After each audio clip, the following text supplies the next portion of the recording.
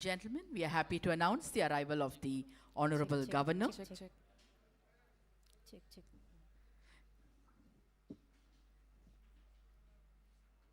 We extend a hearty welcome to the Honorable Governor Chancellor to the Conclave for Excellence in Higher Education in Tamil Nadu. தமிழ்நாட்டின் உயர்கல்வி சிறப்பு குறித்த செவ்வரங்கத்திற்கு வருகை தந்துள்ள மாண்புமிகு ஆளுநர் அவர்களை இருக்கரங்கள் கூப்பி வருக வருக என்று வரவேற்கின்றோம்.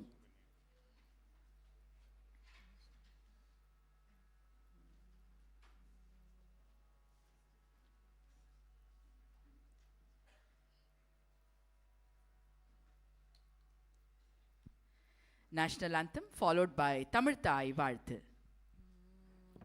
जनगण मन अधिनायक जय हे भारत भाग्य विधाता पंजाब सिंधु गुजरात मराठा द्राविड उत्कल बंगा विंध्य हिमाचल यमुना गंगा उच्चल जलति तरंगा तव शुभ नामे जाहे तव शुभ आशीष माहे गाहे तव जय गाथा जनगण मंगलदायक जय हे भारत भाग्य विधाता जय हे जय हे जय हे जय जय जय जय हे நீராறும் கடலுடுத்த நிலமடந்த கெழிலொழுகும் சீராறும் வதனமென திகழ்பரத கண்டமிதில் தெக்கணமும் அதில் சிறந்த திராவிடனல் திருநாடும் தக்க சிறு பிறை நுதலும் தரித்தனரும் திலகமுமே அத்திலக வாசனை போல் அனைத்துலகும் இன்பமுற எத்திசையும் புகழ் மணக்க இருந்த பெரும் தமிழனங்கே தமிழனங்கே உன் சீரிழமை திறம் வியந்து செயல் மறந்து வாழ்த்ததுமே வாழ்த்ததுமே வாழ்த்ததுமே. We humbly request all our dignitaries to kindly take your respective seats. Thank you. கல்வியே செல்வம் வித்யையே வீரம் நல்வழி தந்திரம் ஞான ஒளி. Education is true wealth, knowledge is true strength. It is the divine light that leads us on the right path. This reflects Mahakavi Subramania Bharatiya's belief that higher education should not be limited to literacy but should awaken intellect, courage and moral values. So at this juncture, let's pay our obeisance to the revolutionary poet through the rendition of his song பாருக்குள்ளே நல்ல நாடு நம் பாரத நாடு. பாருக்குள்ளே நல்ல நாடு பாருக்குள்ளே நல்ல நாடு எங்கள் பாரத நாடு எங்கள் பாரத நாடு பாருக்குள்ளே நல்ல நாடு எங்கள் பாரத நாடு எங்கள் பாரத நாடு பாருக்குள்ளே நல்ல நாடு எங்கள் பாரத நாடு ஞானத்திலே பரமோனத்திலே உயர் மனத்திலே அன்னதானத்திலே ஞானத்திலே பரமோனத்திலே உயர் மனத்திலே அன்னதானத்திலே கானத்திலே அமுதாக நிறைந்த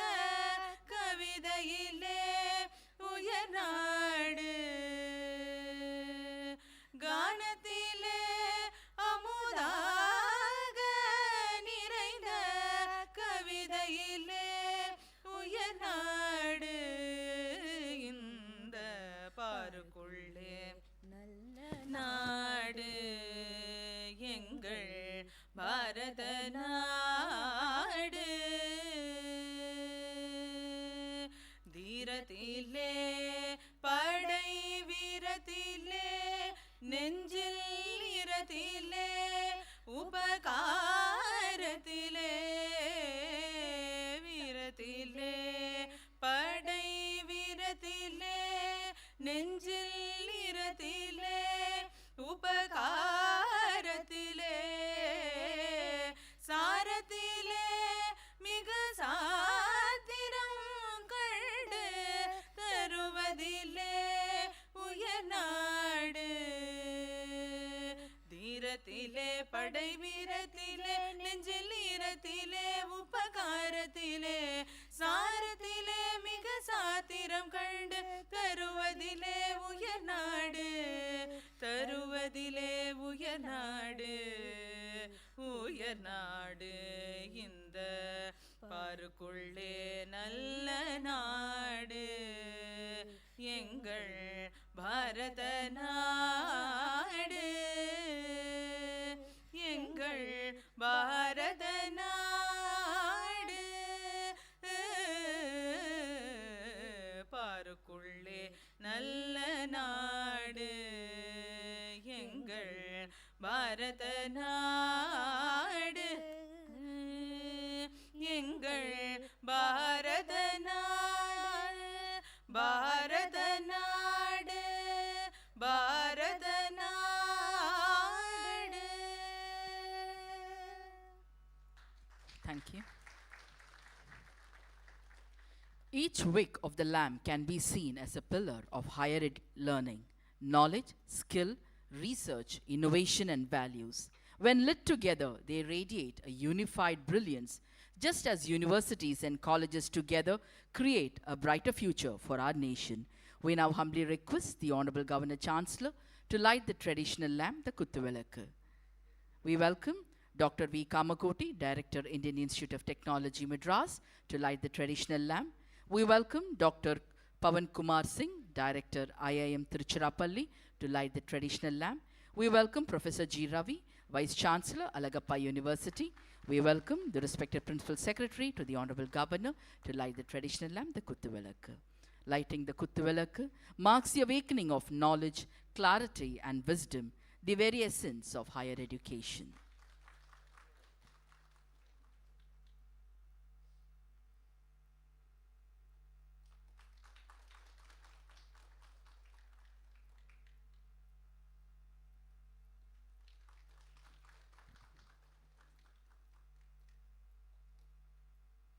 Thank you, sir.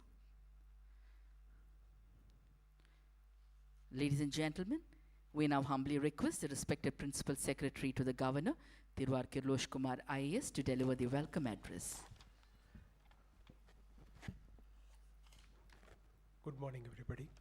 Today, we gather to celebrate excellence in higher education and to honor those institutions from Tamil Nadu that have achieved distinction by securing a place among the top 20 positions in the National Institutional Ranking Framework. The NIRF ranking has emerged as a benchmark of quality and performance, reflecting sustained commitment to academic rigor, research innovation, faculty excellence, and holistic student development. It is truly heartening that several of our institutions have consistently retained their position among the best in the country, reinforcing Tamil Nadu's reputation as a leading center for quality higher education. On behalf of Raj Bhavan, I convey our deep appreciation to the leadership, faculty, students, and stakeholders of all the top-ranking institutions being felicitated today. We are privileged to host this meaningful occasion to both felicitate the achievers and to learn from them.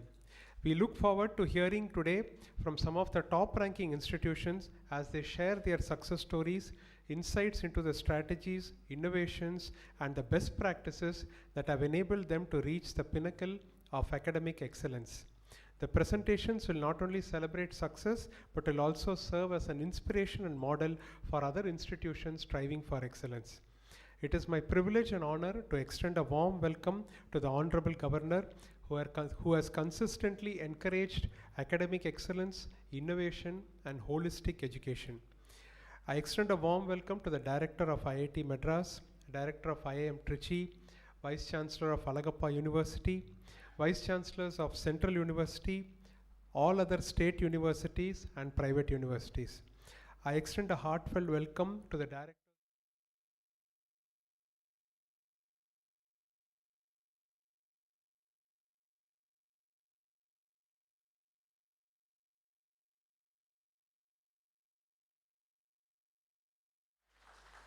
Thank you, sir. We now humbly request the Honorable Governor to felicitate the top-ranking higher educational institutions in Tamil Nadu under various categories of National Institutional Ranking Framework NIRF 2025.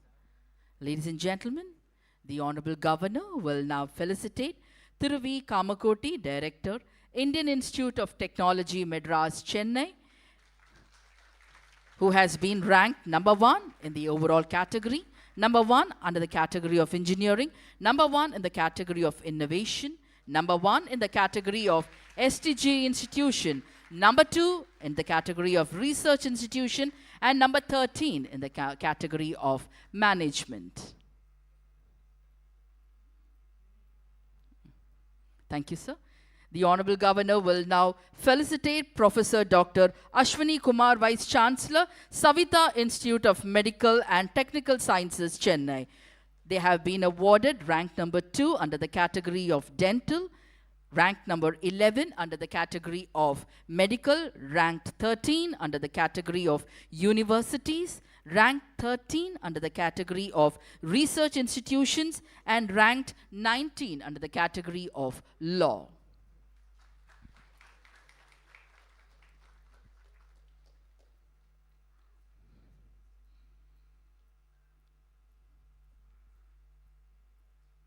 Thank you, sir.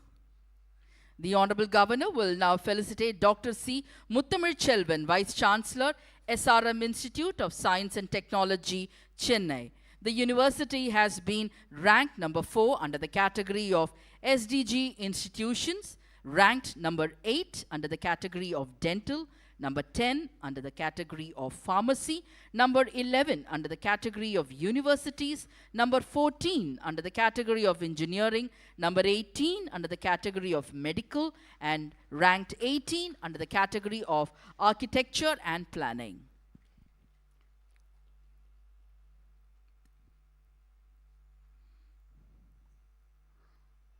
Thank you, sir. We request the Honorable Governor to felicitate Amrita Vishwa Vidyapeetham, Coimbatore. Dr. Sasangan Ramanathan, the Dean, will be felicitated by the Honorable Governor. It has been ranked number 8 under the category of universities, number 9 under the category of medical, number 14 under the category of pharmacy, number 14 under the category of dental, and number 17 under the category of overall ranking. The Honorable Governor will now felicitate National Institute of Technology, Tiruchirappalli. Dr. G. Akila, Director, will now be felicitated by the Honorable Governor. The institute has been ranked number 9 under the category of engineering, and again number 9 under the category of architecture and planning. Good round of resonating applause can continue because they have taken Tamil Nadu to a very great forum in the category of higher education. The Honorable Governor will now felicitate Vellore Institute of Technology, Vellore. Dr. Parthasarathi Malik, Pro Vice Chancellor, will be felicitated by the Honorable Governor. The institute has been ranked number 14 under the category of universities, again number 14 under the category of research institutions, and 16 under the category of engineering.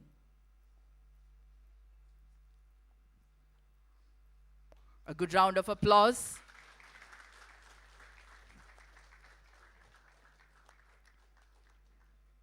Thank you, sir. Ladies and gentlemen, we now humbly request the Honorable Governor to felicitate Anna University, Chennai. Professor K.V. Radha, Director, IQAC, will be felicitated by the Honorable Governor. The university has been ranked number 2 under the category of state public universities, number 9 under the category of innovation, number 20 under the category of universities, and number 20 under the category of engineering.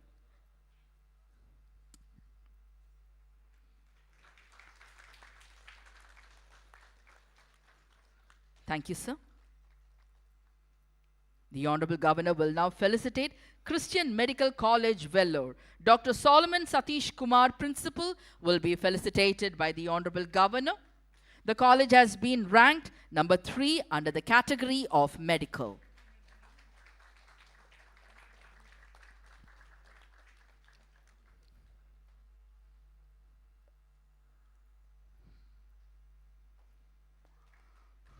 What a proud moment. I think we have to reciprocate through applause. The Honorable Governor will now felicitate JSS College of Pharmacy, Ooty. Dr. S.P. Dhanabal, Principal, will be felicitated by the Honorable Governor. The college has been ranked number 4 under the category of Pharmacy. The next university to be felicitated is Tamil Nadu Agricultural University, Coimbatore.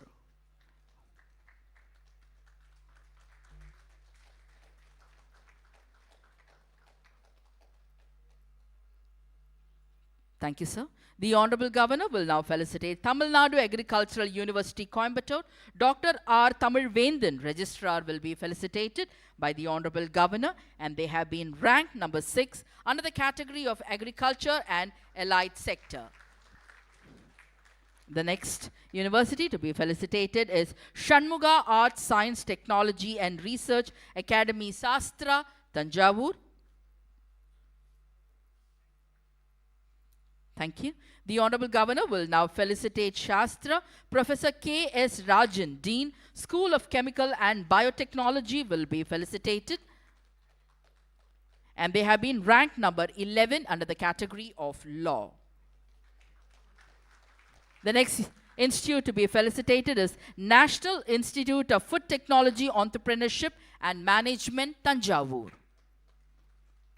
Professor V. Palanimuthu, Director, National Institute of Food Technology, Entrepreneurship and Management, Tanjavur, will be felicitated by the Honorable Governor, and they have been ranked number 13 under the category of Agriculture and Allied Sector. The next institute to be felicitated is Sri Ramachandra Institute of Higher Education and Research, Chennai. Thank you, sir. The Honorable Governor will now felicitate Sri Ramachandra Institute of Higher Education and Research, Chennai. Dr. Uma Shekhar, Vice Chancellor, will be felicitated by the Honorable Governor, and they have been ranked number 13 under the category of Dental.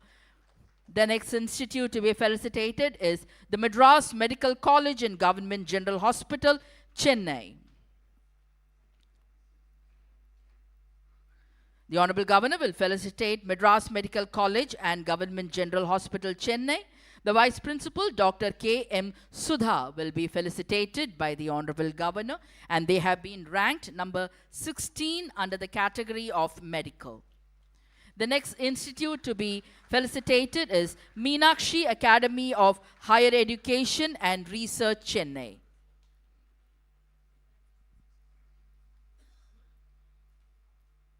Thank you, sir. The Honorable Governor will now felicitate Meenakshi Academy of Higher Education and Research, Chennai.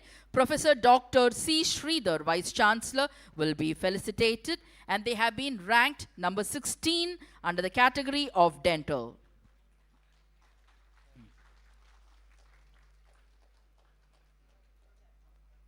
Thank you, sir. The Honorable Governor will now felicitate Indian Institute of Management, Tiruchirappalli. Dr. Pawan Kumar Singh, Director, IITM Tiruchirappalli, will be felicitated, and they have been ranked number 16 under the category of Management. The next institute to be felicitated is Bharatiyar University, Coimbatore. Bharatiyar University, Coimbatore, will be felicitated by the Honorable Governor. Thank you, sir. The Honorable Governor will now felicitate Bharatiyar University, Coimbatore. Dr. Sangeeta, Director, IQAC, will be felicitated, and they have been ranked number 10 under the category of State Public Universities. The next university.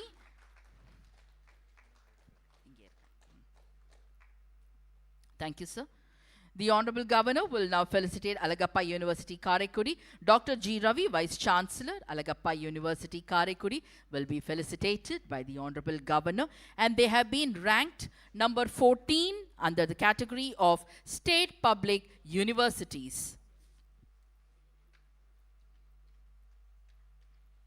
Applause. I think we are all dumbfolded because of the achievements of each university.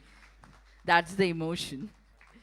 The next university to be felicitated is PSG Krishnamal College for Women, Coimbatore. PSG Krishnamal College for Women, Coimbatore. Thank you. The Honorable Governor will now felicitate Dr. P.V. Harathi, Principal of PSG Krishnamal College for Women, Coimbatore, and they have been ranked number 9 under the category of colleges. The next institute to be felicitated is PSG College of Arts and Science, Coimbatore. PSG College of Arts and Science, Coimbatore. The Honorable Governor will now felicitate PSG College of Arts and Science, Coimbatore. Dr. M. Senguthuvan, Principal, will be felicitated, and they have been ranked number 10 under the category of colleges. The next institution to be felicitated is Loyola College, Chennai. Loyola College, Chennai. Thank you, sir. Thank you, sir. The Honorable Governor will now felicitate Loyola College, Chennai. THIRU.R.N.RAVI Joseph Arogyasamy, Deputy Principal, will be felicitated, and they have been ranked number 14 under the category of colleges. The next institute to be felicitated is Madras Christian College. Thank you, sir. The Honorable Governor will now felicitate Madras Christian College. Dr. Paul Wilson, Principal, Madras Christian College, will be felicitated, and they have been ranked number 16 under the category of colleges. The next institution to be felicitated is Tyagarajar College, Madurai. Tyagarajar College, Madurai.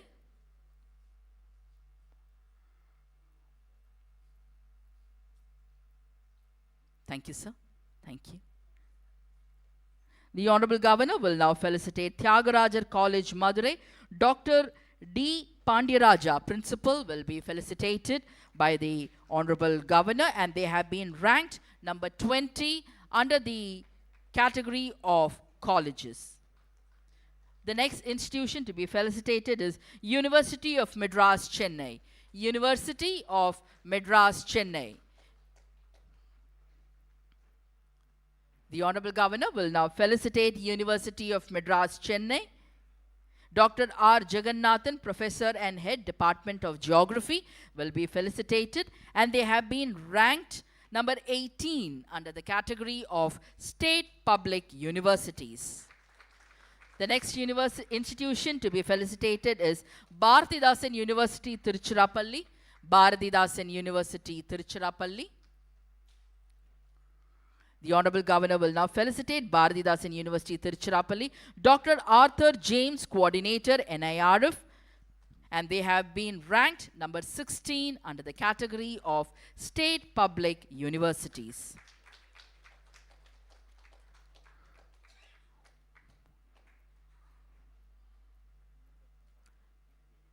Thank you. Once again, a big round of resonating applause. Thank you, sir. Thank you so much. We request all of you to kindly take your respective seat. Thank you, sir. The National Institutional Ranking Framework stands as a benchmark of excellence, showcasing institutions that uphold quality, innovation, and impactful education.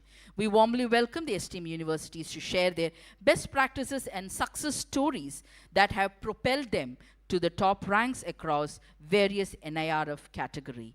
And the first presentation will be by Indian Institute of Technology, Madras, Chennai, for which we welcome Professor Dr. V. Kamakoti.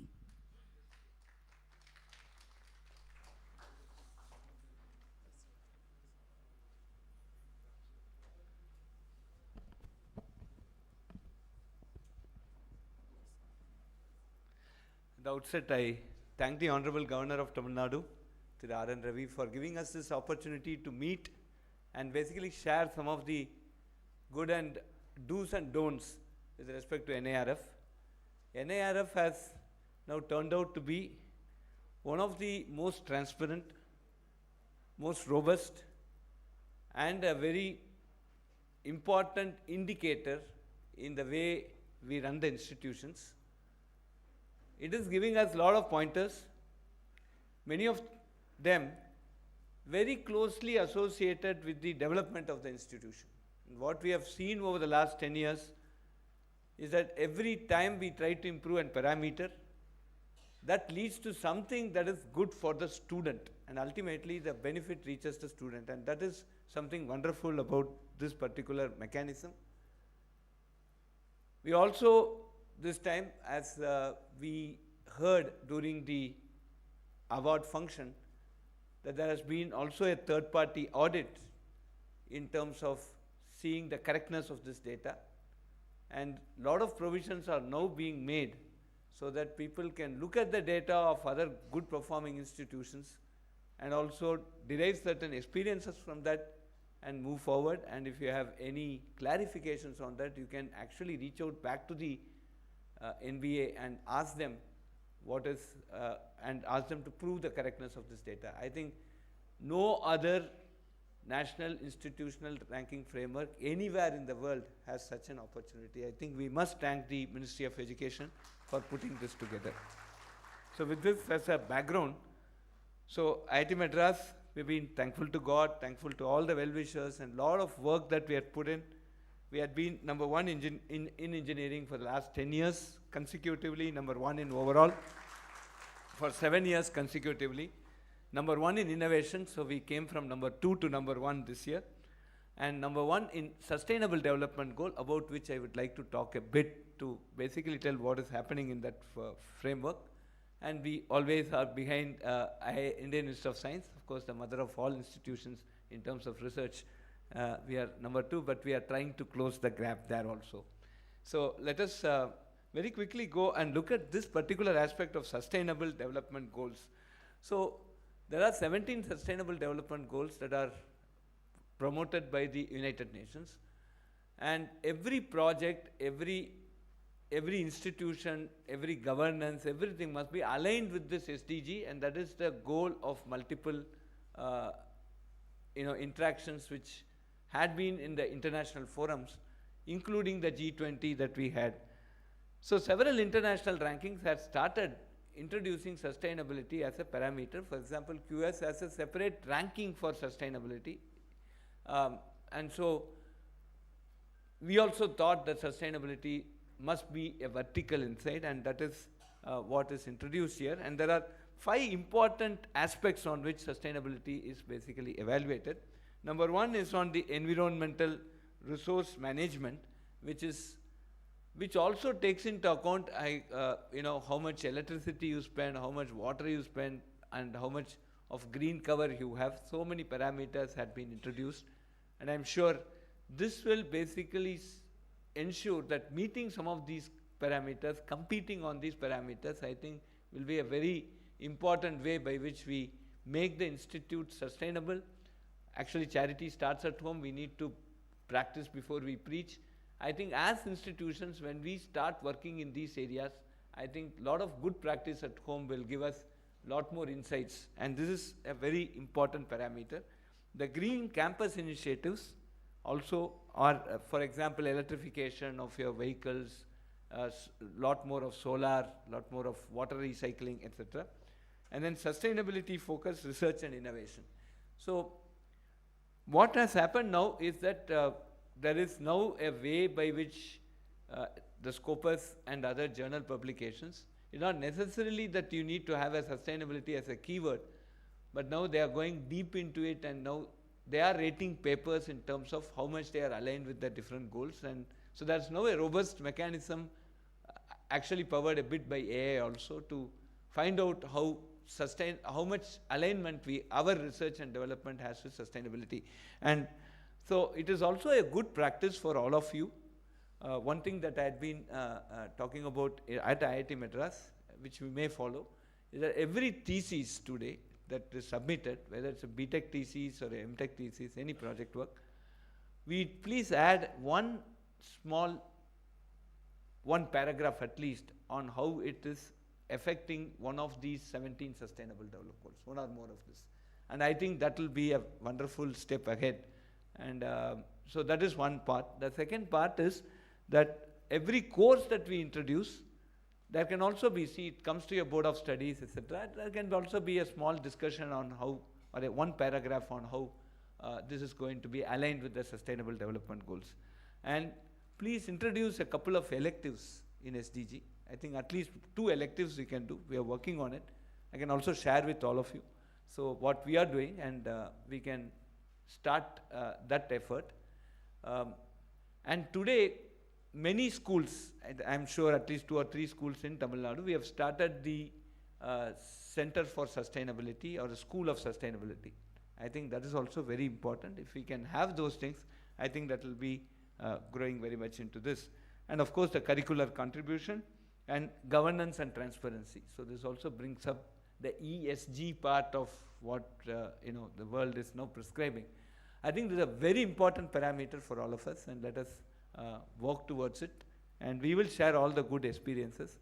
There's also the SWAYAM and SWAYAM Plus platform. We are also welcome to participate in these platforms and load your courses so that the education that you try to do it at different campuses. I think we have varieties of universities. For example, I had an opportunity to be a Vice Chancellor, additional charge of Gandhigram, which is now currently headed by Panchanathan now. I think the way sustainability is looked at that university is much different from how sustainability is looked at IIT Madras, right? So every university will have very good, great practices that we can share.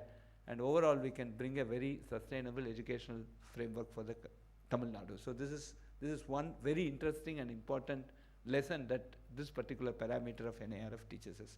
Now, going next, this time there has been a negative marking for retracted research papers, so be extremely careful on this. This brings in a lot more discipline, lot more ethics, lot more professionalism into way we promote research papers.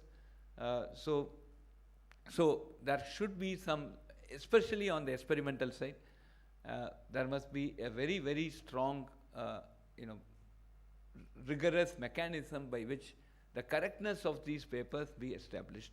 Sometimes we are caught unaware, right? So somewhere some mistake happens in the code and we project these results, and when somebody else tries to reproduce it, it becomes extremely complex and sometimes very embarrassing. Today, many of the journals, friends, have this reproducibility criteria, right? So they rate the paper on reproducibility. So when you present a paper, it is now put for open review, especially in machine learning and AI. And they now take the same data set, they code, you need not even release the code, but they ask us, some journals even ask you to submit the code. And many people can now go, the referees themselves can go and try to reproduce it. And if the results are not matching, then there can be an issue. So that rigor, specifically in experimentation, must be brought in. And so there is now a very serious penalty. This time it has been light, but coming years, they are going to make it much more rigorous so that our research work becomes more ethical and we bring in more professionalism. So this is another stuff. And many times these retractions are not intentional. It is because of some errors. So we must have some check and balances so that our research work is proper and correct. So of course, the next part is the teaching, learning and resources. So faculty-student ratio must be improving. So that is one thing, so which is extremely high. Now, we want to correlate this with especially the wellness, mental wellness, the stress the students have. Specifically, we are, so even the Honorable Supreme Court has constituted a task force specifically to address mental wellness. And one of the important things that we find is that still needs, we are not fully into this digital or online, this is all fiction. This relation between the student and the teacher is still important. And we always need somebody who will ask at least once a month, are you okay? Right? And that's very, very important. And so this low 1:10 is what is recommended by UGC, or 1:12 or something in that range. But meeting that is extremely important for us to maintain a very happy, mentally stable campus. And that's what faculty-student ratio, in addition to all teaching, etc., faculty-student ratio today plays a very important parameter there. Of course, faculty quality, so PhD, I'm sure all of you are hiring PhDs. We must encourage more PhD, admissions in your campus. And the quality of the journals, so I think many of the institutions slowly should start moving towards open access. Give more money for people to make it open access, so that more people start looking into it and you also get more feedback. And collaboration is also extremely important. So I think we must all start to collaborate. I've also put a target at IIT that at least this particular, every academic year, we must see collaboration with our sister institutions. 1% at least papers must be through collaboration. So that is one thing. So let us all work together. So that is collaboration, like, Tamil we have HON'BLE. Yes, that we should do that. And I think collaboration will improve the faculty quality in terms of, measured in terms of publication, citation per faculty, etc. The next one is infrastructure and resources. There's also a very clear how much money you spend on the infrastructure and how much use it puts in. So there's a very, if you look at parameters carefully, there's a very strong relationship that goes between infrastructure spending and your achievements. It's not just you spend a lot of money on the infrastructure, but that it is very closely associated with your citations and etc., so that if the money you have spent is actually properly utilized. So care can be taken on this, but a lot more of research infrastructure development, I'm sure all of you are doing, but I think that's going to be extremely important. In this context, we can use a lot more of CSR grants, especially the central universities. We must tap into CSR grants, and that can help you develop this infrastructure in a very big way. Now, research and professional practices, of course, patenting is very, very important. I think I mentioned during my last meeting here at the same venue, there are now AI tools which are helping us make the patent very quickly. Draft the patent, even now they are even bringing us the total addressable market, whether that patent is, actually that idea is patentable or not, competing patents. So this is been working out very nicely.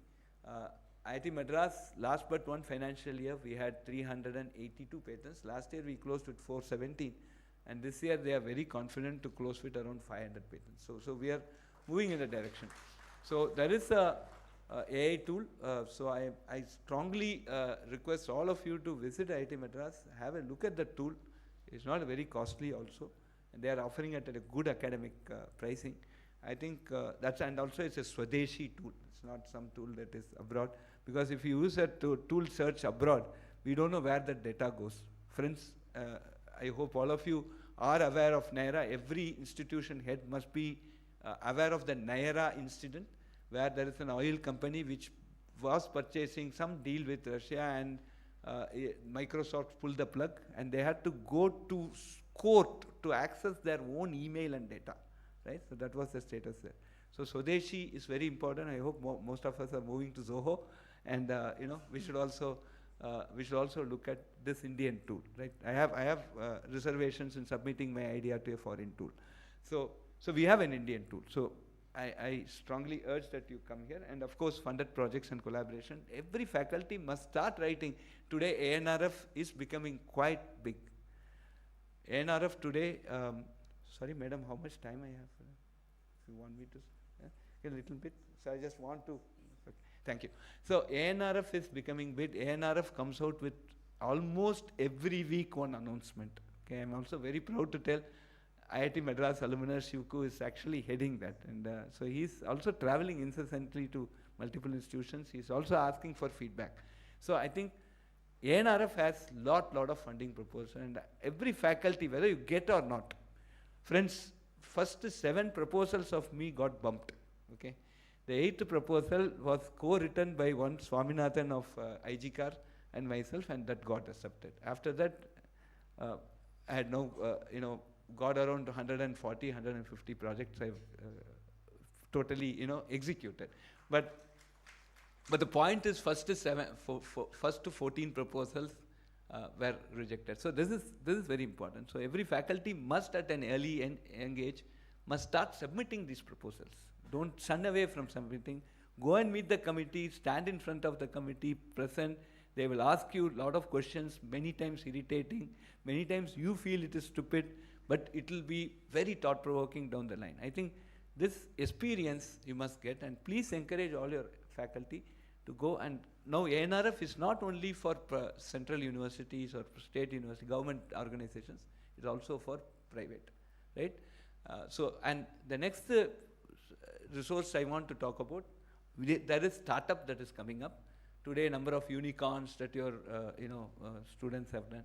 So we also thought startup is a big deal, right? But when we started focusing on that, basically when there's an idea and you get a patent, then some amount of mentoring. Last year, friends, IIT Madras made 103 startups. Startup Shatam we started.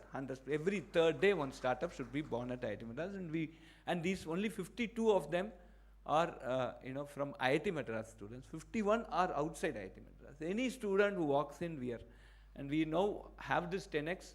So let us all work together. Your incubation cell and our IIT Madras incubation cell can work together and quickly bring the startups. But one thing is to get the startups, give them some 10 lakh, 20 lakh grant, take some equity and make them. But that doesn't end the story. So there is this value of death, which is looking at 1.5 to 2 crore of fund. So for deep tech startups, today the RDI, the Research Development Innovation Fund, which is about 1 lakh crore that has been announced, and that's going to be handled by the DST. Today they are coming out with multiple options. One is this Alternate Investment Fund, AIF. So please look at this Alternate Investment Fund, where if your incubator is funding for deep tech startup aligned with the goals of the RDA, there's some RDA inspired areas. If your startup is in that area, you fund X, they can give you X, right? So there can be a refinancing that can come there. So please look at all these options very carefully. Put one division which is going to look at innovation and entrepreneurship. And I think that is what is going to make Viksit Bharat 2047. It should be a technology superpower. It must be a startup nation, be a product nation. And I don't think there is nothing that we need to talk about that more, but everybody has realized this. But we need to focus ourselves. And this particular parameter on research and professional practices today is it's giving more concentration on these particular aspects. Now on the graduation outcomes, of course, these are, we have been doing this. Of course, always we have been talking about there is no placement for this, etc. But I always feel that there is a great placement opportunity in core engineering. And I have been very vocal about it, and many of the other head of the institutions. It is not just AI and ML that's going to solve the problems of the world. If you look at Operation Sindhu today, we have lot of things that we need to learn. At least we were able to map at least 16 different disciplines other than electronics and computer science, which has contributed to the successful, precise, responsible war that we had with our quote-unquote friend. And I think that is very, very important, and we must tell the students. So we are seeing a good change at IIT and probably NIT also. We saw the counseling data. I'm sure in other public universities also. Even SASTRA told me that there is a good response to civil, mechanical and other engineering. Especially when you ask a civil engineering student, why you join civil engineering? He says, I liked civil engineering and then joined. Rather than saying, I did not get computer science, so I joined civil engineering. So I think that conceptual change is happening. But my humble request to all of you is that if possible, if you can go to your nearby government schools, etc., talk about other engineering disciplines, make an outreach, a consistent, thorough outreach, so that there can be a small mason in your village, but that child can come and do civil engineering inspired by the grandfather or father. I think this is something which we need to do. And in this particular graduation outcome, we must now look at core engineering. India needs core engineering. Forget a bit about the salary part.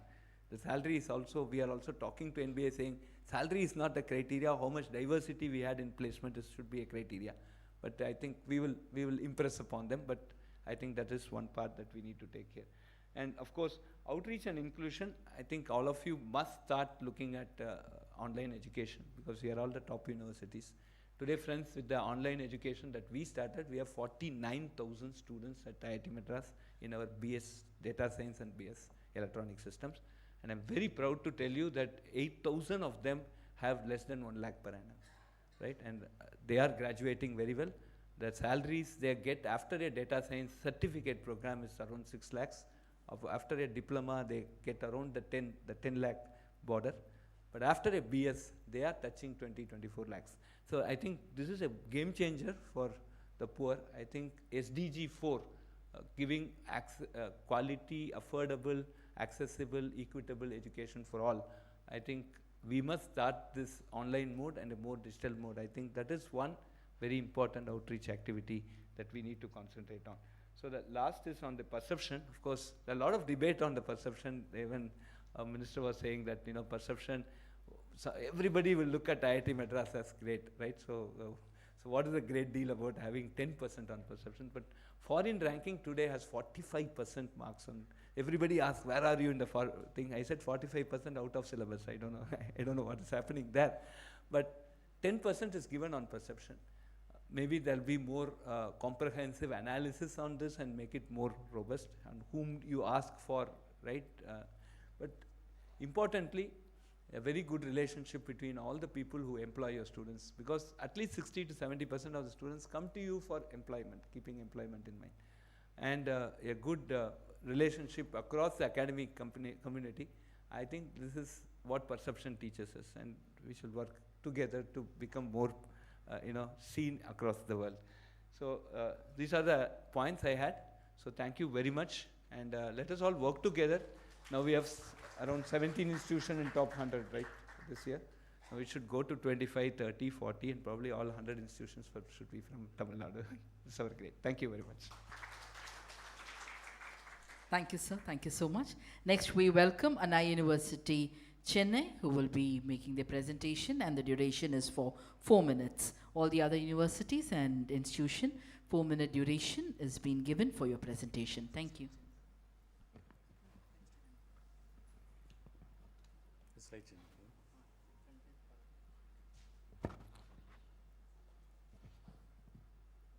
Good morning to all of you. First of all, I wanted to thank His Excellency Governor of Tamil Nadu for appreciating the institution. Got good ranking in recent edition of NIRF. As former director of IQAC, I am standing before you. The presentation may be a little bit different from the presentation of director IIT, because we as directors of IQAC or coordinators of IQAC, we look at data then in paragraphs which has been presented. So we participated the category of State Public University as well as Innovation University Engineering in the category of Management and Architecture. We got second rank this time and in year of 2025. Unlike the last time, we were the first in State Public University. Very meager percentage change of 0.02 in which we lost our first place. It was the thing which has been happened in rankings. The relative positions of our friends, other friends, how they are performing is very important for us. Even we performed. So we look at data, and in two phases we do analysis. The first phase is how we perform with other institutions, or what is our performance and comparatively with other institutions, and we will be able to identify the benchmark institution. This is the way we worked all these years. We were there in 32 earlier. We brought the institution to the 13 last year. This year's little bit slip was there. We are going to identify and we will work on, and we will come back in the coming year. So another is how we performed ourselves from the last year to this year. There are changes which has been happened in two of our parameters, graduation outcome as well as in the research practices we made.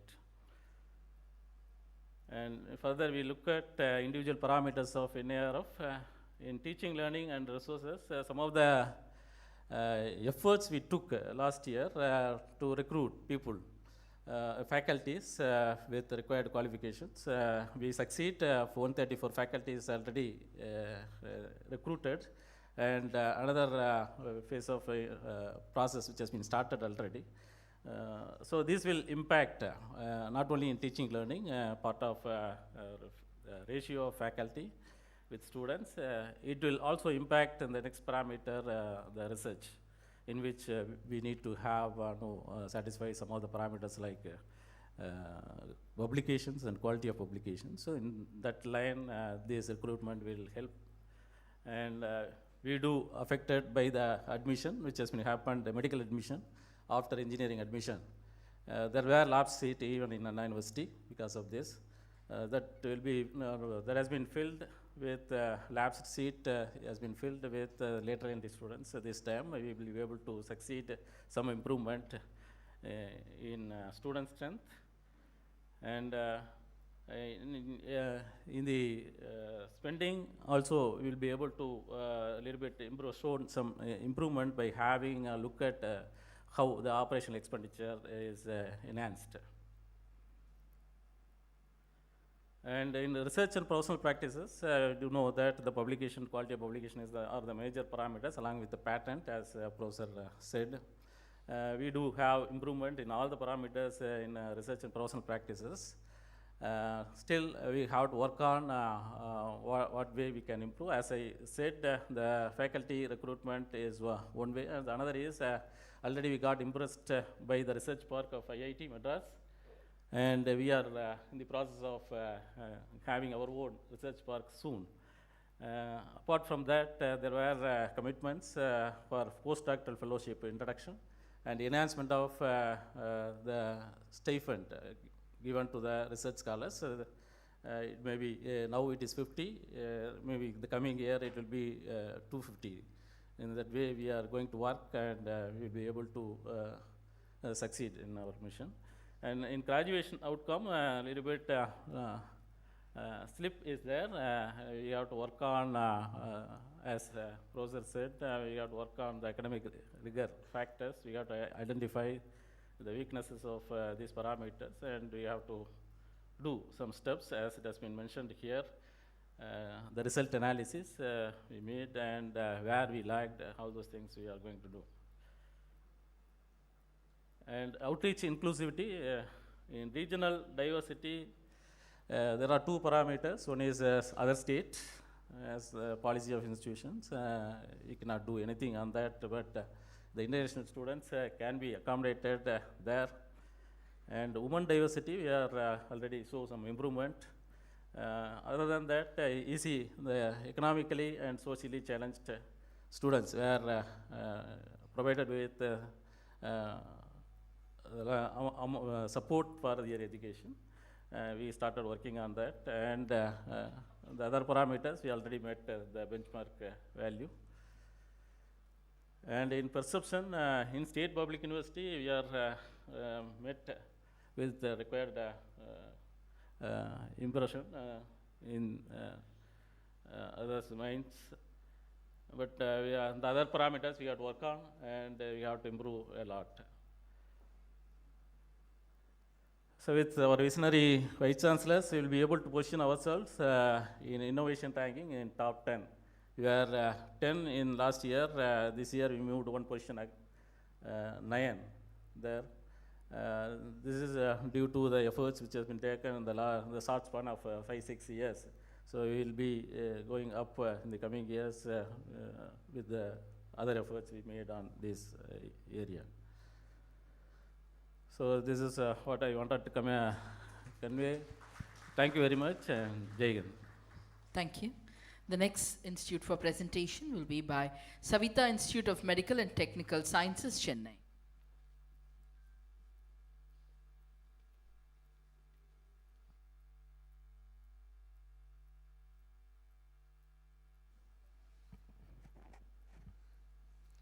His Excellency, Honorable Governor of Tamil Nadu, dignitaries on the dais, fellow academicians, ladies and gentlemen.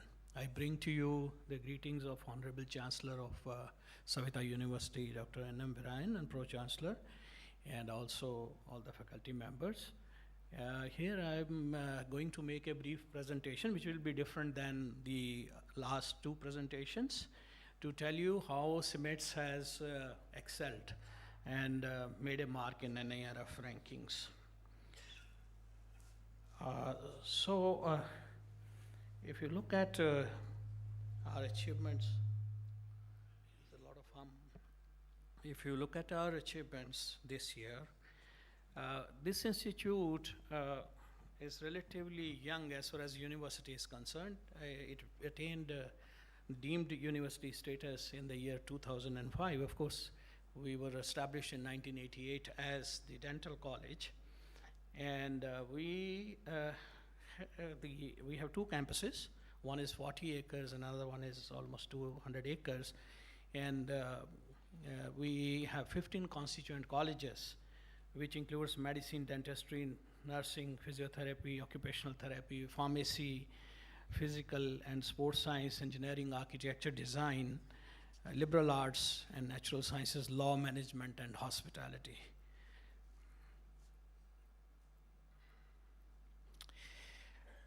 SIMATS was recently adjudged as per the National Institute ranking framework for the year 2025. As you know, we were second in the dentistry, and Savita Dental College is nationally highly acclaimed and also globally renowned. We revered our Savita Dental College as the ultimate temple of dentistry. And you can see the facade of our college. It looks like a temple with Lord Muruga in the center and Lord Ganesha holding instruments of dentistry and treating patients in all the 9 dental specialties. And each day we have a footfall of 3,500 to 4,000 patients coming to our dental college. And we have 650 dental chairs, which must be highest in the country, we believe. And that's what makes our Savita Dental College as the renowned college. We were first rankers in the last 3 consecutive years in the year 2022, 23, 24. This year we have slightly slipped to second position, but we will regain it hopefully next year. So behind this facade of, cultural and religious temple-like, outlook, behind it is state-of-the-art facilities that are available. As I mentioned, we have 650 chairs. This is the view of operation theater that we have, which has a sky for patient to look at, and bottom is like ocean floor. That is to make a patient comfortable psychologically. Now here you look at our students who actually, under the guidance of expert mentors, they are working on mannequins in the drilling procedures and the other dental procedures before they even handle the patients. That's the kind of infrastructure our dental college has created. Now, as far as the university strength is concerned, we have over 15,000 students. We are actually a KG to PhD institution. We have Pupils Eco School, which has close to 4,000 students. If you add that to 15,000 students that we have close to about 19,000 students. And there is a healthy faculty ratio of 1:12, as you can see, with 100% faculty with PhD or equivalent as per the UGC norms. And annually, we spend about 750 crores on both CapEx and OpEx, and on salaries, academics, research, innovations, equipment, creating new infrastructure and maintenance of these. And of course, about 4,300 credits are earned online by our students. Moving on, this is our library that's called Savita Academic Infotech Library. And this looks like a sail. It's called sail. It looks like a ship. And this state-of-the-art library is equipped with modern facilities, housing around 20,000 books, and a digital library with 200 computers and high-speed internet connectivity. The library is fully automated using 2 library management software systems, providing intranet and internet access to library resources across 8 libraries in our 2 campuses. The Savita Engineering College has a computer science and engineering department with the specialization in cybersecurity, so important, offering courses that cover essential topics like network security, cryptography, and blockchains. And this is Cybersecurity Center of Excellence. We call it SHIELD, which trains all the students of EC discipline on cybersecurity. The engineering college also has advanced robotics lab and state-of-the-art prototype and product development laboratory. SIMATS students have made several innovative prototypes with potential of transfer of technology to the industry, and we are making all efforts to incubate them in our incubator and make them product ready for transfer of technology.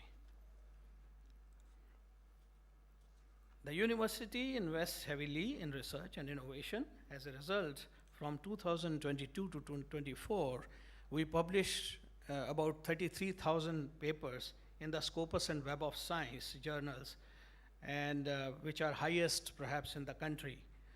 Of these, 11,800 were published in Q1 journals. That tells about the quality of our publications. And the citations were 291,000, which are also highest in the country. Moreover, the field-weighted citation index, which excludes the self-citations, was 2.1. Anything above 1.5 seems to be very high in that. Based on citations and impact, 1,182 publications place the university in top 1% institution globally. It is heartening to inform that in this year, 111 scientists of our institute, they were rated as top 2% as per Stanford Elsevier global rating. Savita Hospital, attached to Savita Medical College, is 1,500 bedded hospital with 5,000 patients coming and attending this hospital daily. And this hospital has a philosophy to provide best health care with empathy. For example, upon registration, we credit 5,000 rupees to the account of every incoming person, just to make sure that his diagnosis is seamless and he doesn't have to bother about money in case he is short of money. And our institution management has been very kind to waive to the extent of 3 lakhs of rupees also in the needy cases if the patient is very poor. And last year we spent about 5 crores in philanthropy in terms of waiving off these charges. The hospital has 250 overall ICUs, and we have made a new ICU with 110 beds, which again, with the philosophy of, as I was saying, to comfort our patients with skies to be seen in ICU and floor like an ocean floor. And this is 110 bedded new ICU made in our university. And of course, it is accessible to anyone, irrespective of their financial status. And it's no discrimination whatsoever.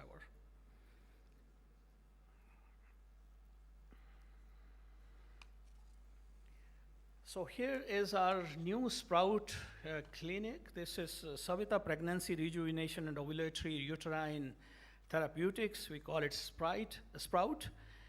It's a center for assisted reproductive techniques at Savita Medical College, which gives hope to the childless parents. We have facilities, several facilities here. Uterine insemination is done, cryopreservation of eggs is possible here, and intracytoplasmic sperm injection is done, in vitro fertilization facilities available, embryo biopsy is done, laser assisted hatching is done, and pre-implantation genetic diagnosis and counseling is also part of this facility. At Savita, we believe in small group learning. For example, in all the colleges, I'm giving an example of our medical college. We admit 250 students in MBBS every year, but we split them into 6 batches. And we have in each class only 40 students. And that too further, broken down into small clusters. And each of our classes 20 minutes teaching, 20 minutes practicals, or mapping of the subject that has been taught, and this has made a big difference to the learning as far as our students are concerned. So we have what we call as integrated clinics. We have 10 integrated clinics, and each of this clinic is patient-centric. Patient doesn't have to move. Only the specialists come to that clinic based on the requirement of that particular patient. So that way we avoid a lot of chaos in our hospital, but at the same time also comfort our patients and provide them the best of the facilities in these integrated clinics. This is called Munch Market, and we have several food outlets for our students, patients there, or anybody can access this Munch Market. And the university has healthy placement record of about 90%, with median salary of 4,10,000.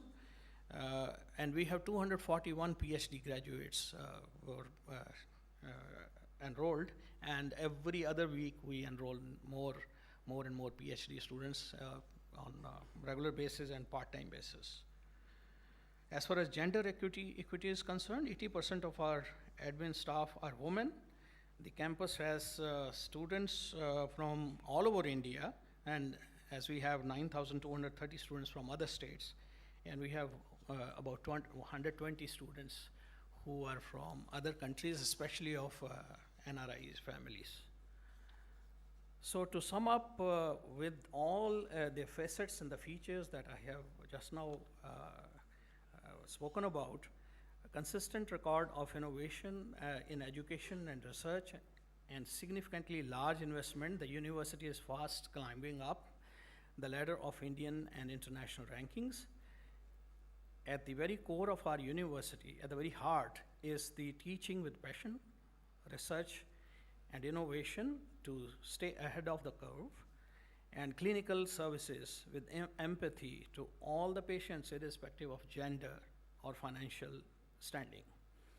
So Savita Institute of Medical and Technical Sciences expresses our gratitude to Honorable Governor, His Excellency, for recognizing this university at the Raj Bhavan today, which is a great honor and privilege to the Chancellor, Pro-Chancellor, myself as Vice Chancellor, Registrar Dr. Shija Varghese, who is here, Dean Dr. Kumuda, and Dean of Dental College Dr. Arvind, and Dean of Examination Dr. Vishnu Priya. Thank you for your patient listening. Very grateful to you. Thank you, sir. We now welcome SRM Institute of Science and Technology, Chennai, and the duration given is 4 minutes.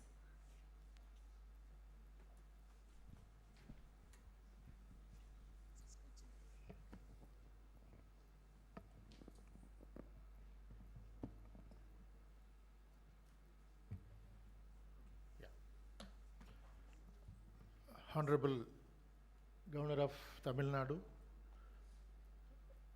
fellow Vice Chancellors, very good morning to all of you.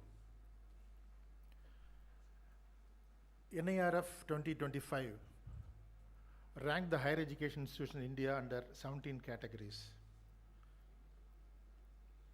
We were eligible to submit our data under 13 categories, and we are ranked in all 13 categories. I have not mentioned innovation because that's a band between 11 and 50. And if you look at the university, we have been gradually improving our rank since 20 22. Now, what are the strategies that we focus to sustain our ranking or slightly improve our ranking?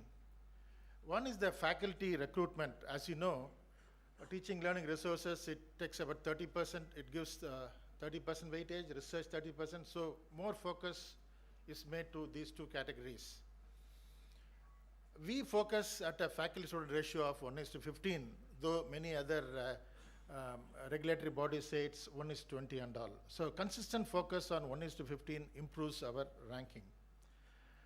Then we were focused on recruiting faculty members with postdoc qualification, which improves both teaching and research.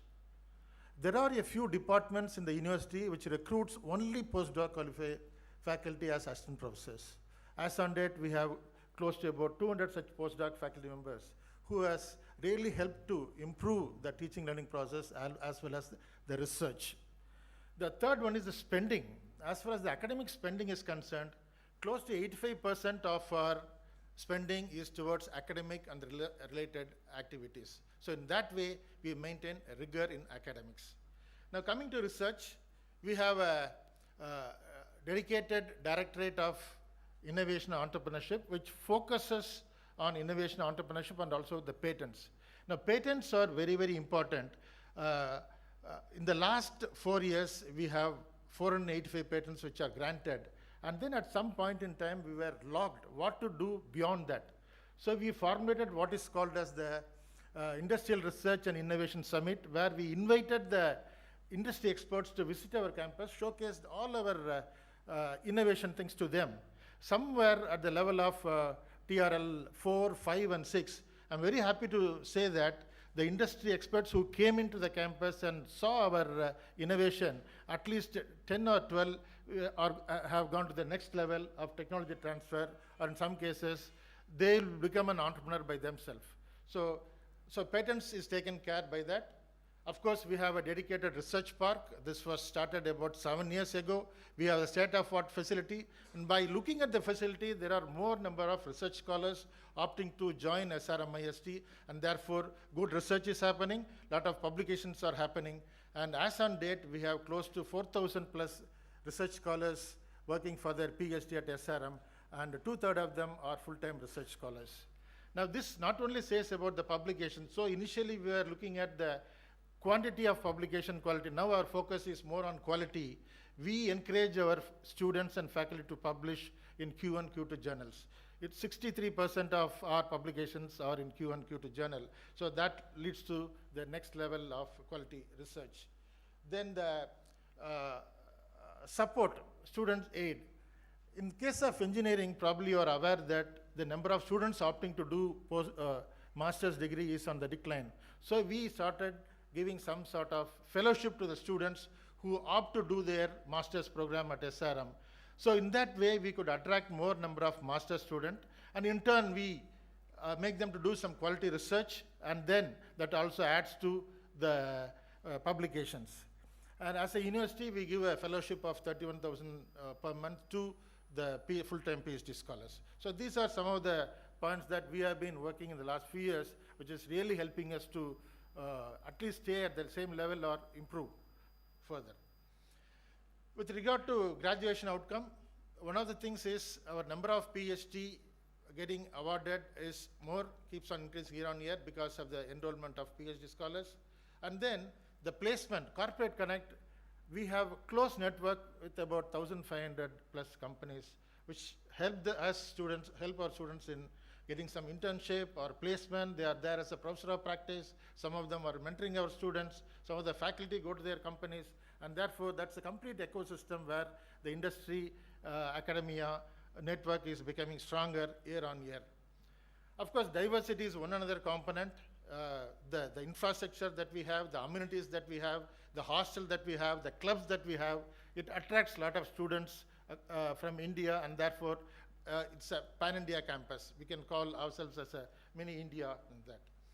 The scholarships, we provide a lot of scholarship. That's also one other attraction for the students from across India to join our institution. In one way or other, on an average, 60% of the students studying at SRM are getting one form or another form of scholarship. So that is one other factor for the diversity of the students. Now coming to this sustainability, we were ranked 4th, and this is the first time. Of course, obviously, IIT Madras is the first one. We, 4 years ago, we launched a center called as Center for Research in Environment, Advocacy, and Climate Change. So that center keeps on working on the sustainable parameters. And as Director IIT Madras said, we also encourage our students to connect all their thesis work to one or more of the SDG goals. Not only that, whenever we are submitting a proposal to the funding agencies, that's also included there. And all the conferences and the events that we organize are always linked to one or other SDGs. So that has created some awareness among the students and faculty, and we are very conscious focus on maintaining the sustainability. In addition to that, we are also ISO 14001 certified institution, and therefore that's going in right direction. One another thing that we are focusing in the SDG data is about the energy and water consumption. So how much of water we are using, how much of energy we are using, what percentage is renewable, and so on. And if you look at the water usage, when compared to the last year, the usage of water has reduced, per capita usage of water has reduced by about 15%. So that also counts a lot. Then the air quality and eco-transport is one another important factor, how the air quality is maintained. That's because of the large number of trees and the shrubs that we have in the campus. 30% of our campus is it's green cover, and the air quality is at the normal level, and therefore there is no challenge in maintaining the air quality. And like any other institution, we are also using buggies, electric vehicle for transportation, and most of our buses are BS6. Food waste to biogas is one other important factor. We have 4 such biogas thing, and all the food waste is converted into the biogas. About 20% are being converted, and they're used in the hostel for cooking purpose. Yeah, waste management is one another thing. If you look at the waste, it is mostly the carton, not the plastic. So how we collect, segregate, and then use is something different. And all this biomedical waste, hazardous waste are disposed as per the norms of the Pollution Control Board. Utilization of treated wastewater is one another area. We have a very good water treatment plant. About 2.3 million liters of water is circulated again to the campus for gardening or for other purpose, and therefore we are able to utilize the wastewater properly. So these are some of the things that we focus while submitting data to NIRF. I'm sure most of the institutions are doing the same. If you require any sort of guidance or support, we are always there to guide you. In fact, some of the professors who visit from IIT Madras, they used to tell us that if you have some challenge with regard to how to look at things, so they have been helping us, IIT Madras that rightly said. So we are also there to help you in whatever. And likewise, we'll also like to get the best things from you and then try to implement those. Thank you so much for the opportunity. Thank you, sir. Thank you. The next university we welcome is Amrita Vishwa Vidyapeetham, Coimbatore. 4 minutes is the duration given to you, sir. Thank you.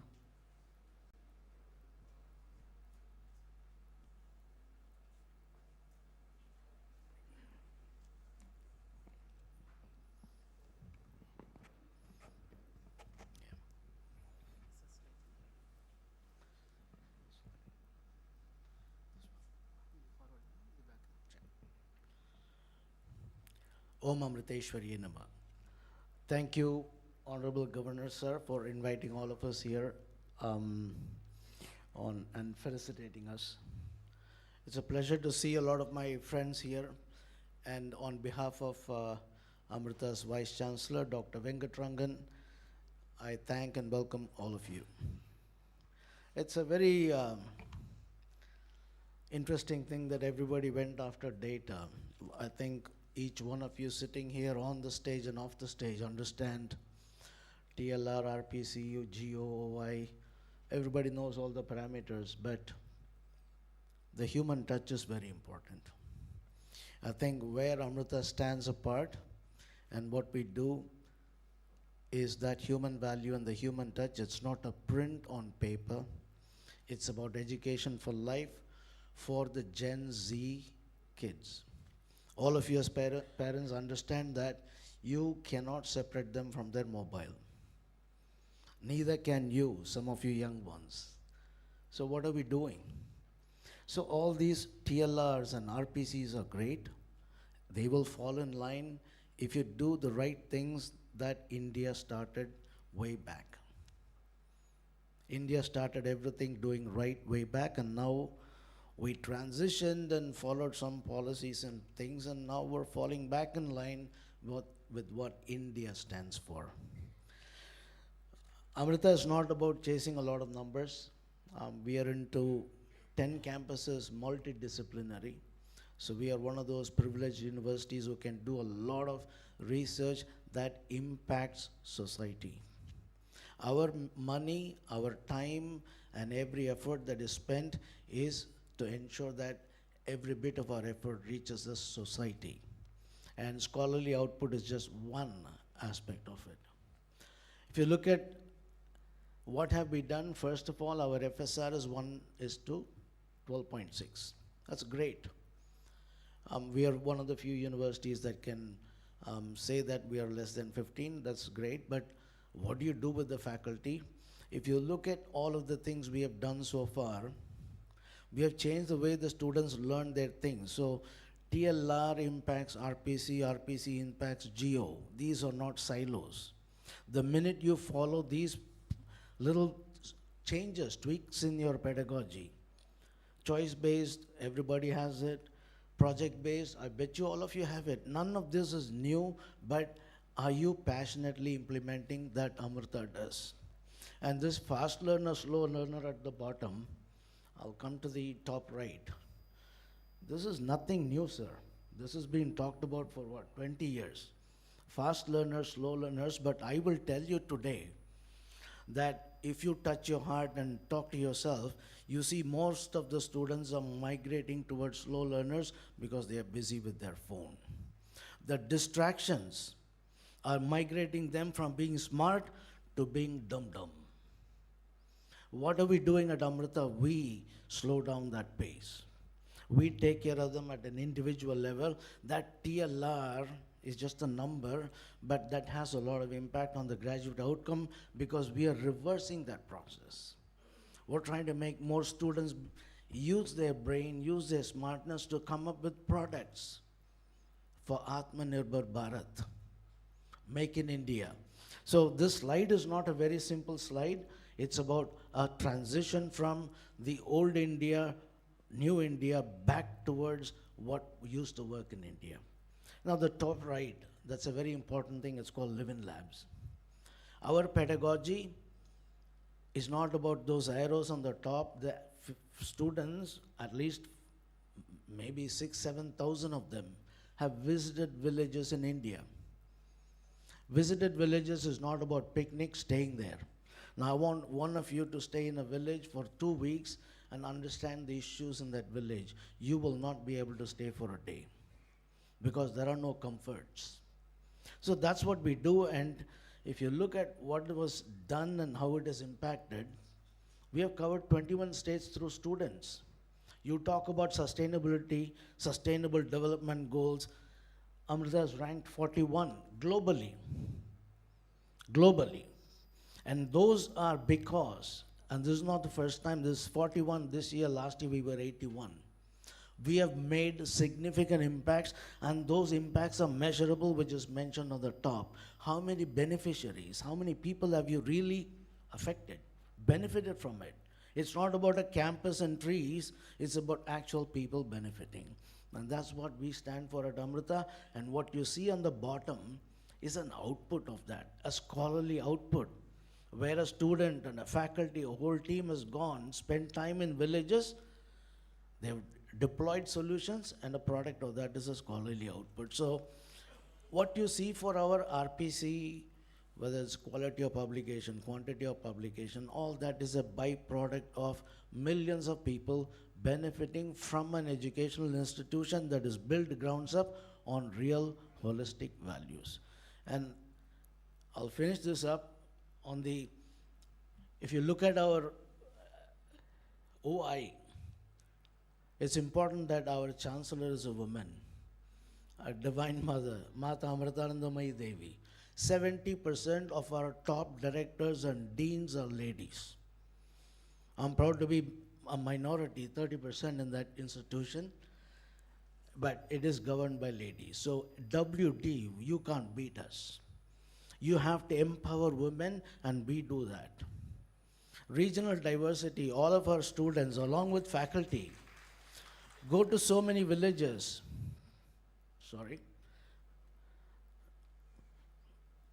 Go to so many villages. Our footprint is known pan-India. It is not based on banners and TV ads, it's people on the ground. That is how people know. That is how we get regional diversity. We get a lot of students from all across India, both for physical and online. They have seen us working. So it's not an advertisement. It has got nothing to do with it. It's very simple. I'm sorry, you please go back to the, I just want that Amma's last word, please. What Amma says is, we talk about compassion, empathy, and all that. If we actually put compassion and empathy into words, 90% of our world problems will be solved. And that's what we stand for, and thank you very much for giving me the opportunity to talk here. Thank you, sir. Thank you, sir. We now welcome National Institute of Technology, Tiruchirappalli. And we have the duration of 4 minutes.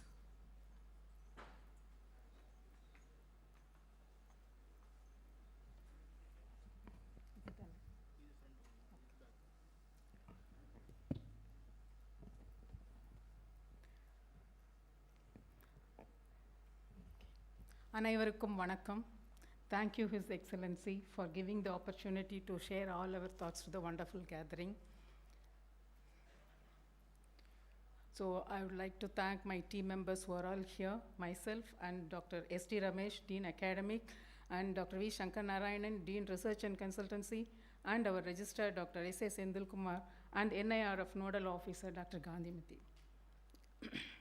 So the legacy of NIT Trichy started as RDC in 1964. Now we are as NIT Trichy.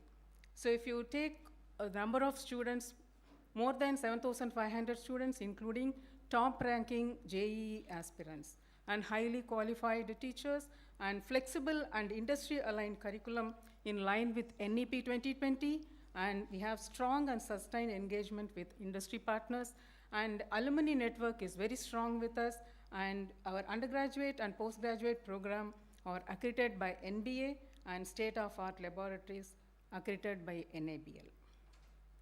And this is our ranking. This year in engineering we are in 9th, and in architecture 9th, and management and in all the rankings. This is 2025 ranking. And coming to our teaching and learning and resources TLR, our flexible curriculum, I feel this is the strongest one, where the foundation was laid in the year 2016. And the credit transfer, now we are encouraging all our students, UG, PG, and now PhD also.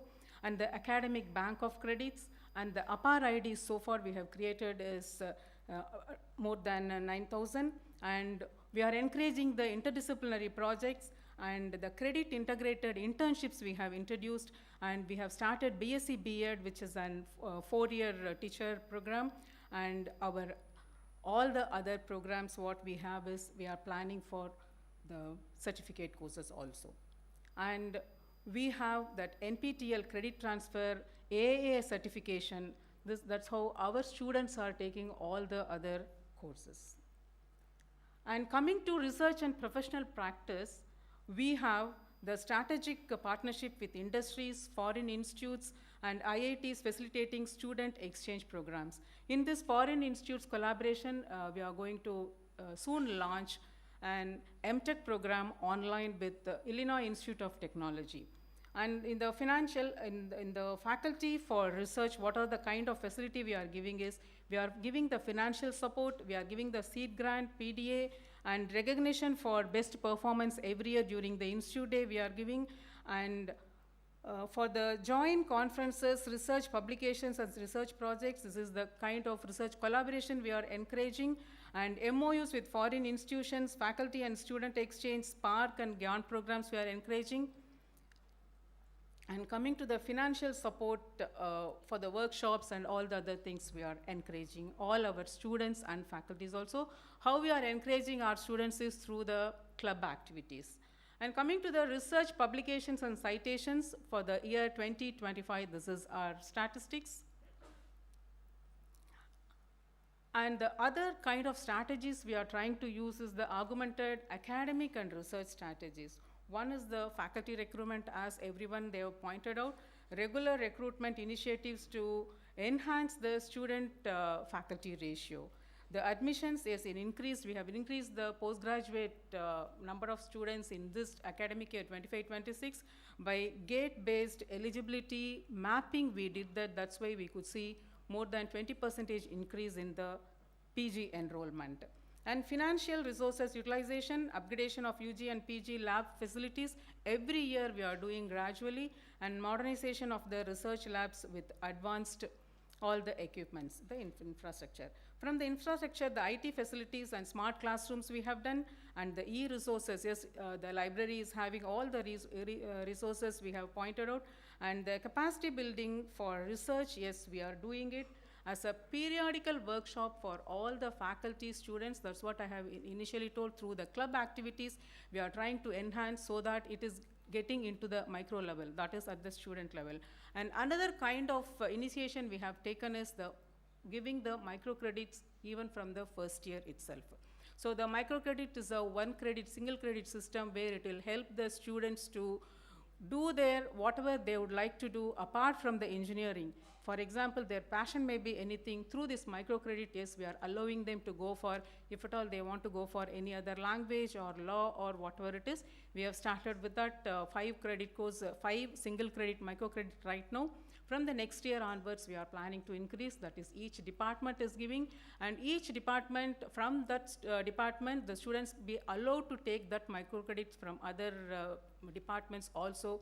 In that way, we are implementing NEP 2020 from the ground level. And the IP and innovation tools, yes, now we have made some of the tools. Right now, Professor Kamakoti, he told that we can use their tool also. Yes, we will be coming to that so that we will be enhancing our faculty and students to go for that IP and other innovation tools. Thank you, sir. Thank you for that. We will be coming to you. And another initiative what we have taken is, because right now the entrepreneurship and everything is being talked about, and for that we are planning, already it has been done, research and innovation hub we have started. So the 5 pillars of research and innovation hub is the educate, ideate, innovate, incubate and accelerate. Yes, we are working towards that. Already we have launched the program. We have gone for Section 8 company registration. We will be doing it. In this journey, I have to thank again IIT Madras for mentoring and giving all the support. Thank you, Professor, for that. And the graduation outcome is we have mentoring and counseling session. As it was pointed out, this is an important aspect. All the education institution we have to take care of. How we are doing it at NIT Trichy is the counseling, and if you go for a 1-hour program or 1.5 hours program, it's very, very difficult to catch the attention of these Gen Z kids. So what we have done is one of the best practices I can share with you. During the regular classes itself, maybe 10 minutes, surprisingly, the team will go there and they will meet all the students there. They will introduce, yes, I am the counselor, we are doing this. In any kind of your need is required, you please contact us. I can make sure that, or I can give that information that 10 to 20% of the students who were in need, they came to us and they could, we could do the needful at the time whenever they require it. So this is one of the best practices. We are doing it in the mentoring and counseling session. And apart from this, if they are not coming, we are providing the online counseling support also. And we have that, apart from this, the placement records also we have, as it was pointed out. And the outreach and inclusivity, yes, we have that is 3.5 percentage foreign nationals, and 50% students from outside the state. And women in NITT is 28 percentage of the girl students on roll, they are coming. And our women faculty strength is 25, more than 26 percentage. And we have strong female representation in leadership roles across in all the levels, starting from the club activity, students cell. And the perception, yes, we have public relations and the cell and that social media engagement, yes, we have increased. But currently what we are doing is only the in-house is happening, but we have to go for outsourcing also, how other institutes are doing. We are in that process also. And we have a strong collaboration with industry, academia, and alumni partnerships. And I can very well say that with the help of, I have to thank Ministry of Education and all our Board of Governors, members of the Board of Governors, and our members of the Senate, and all the faculty, students, and staff members, and apart from that, alumni and all the industries who have helped in achieving this. I'm sure that we will do it in future also. Thank you for all your support once again. Thank you, sir, for giving the opportunity. Thank you very much. Thank you, ma'am. Thank you. Dear ladies and gentlemen, we'll now take a 10 minutes break. It will be a refreshing pause, and after that, again, we'll continue with the exchange of ideas over a cup of tea. So 10 minutes break. We request you to kindly refresh yourself and come back. Thank you.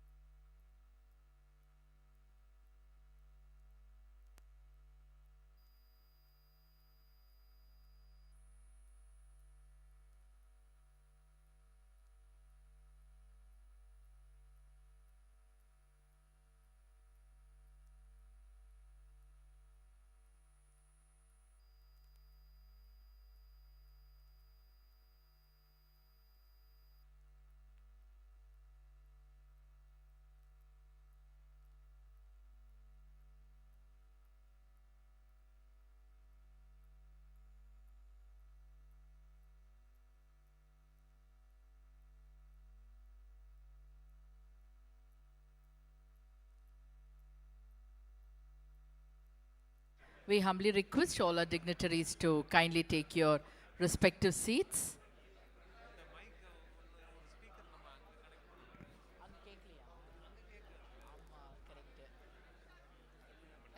Thank you, sir. Thank you.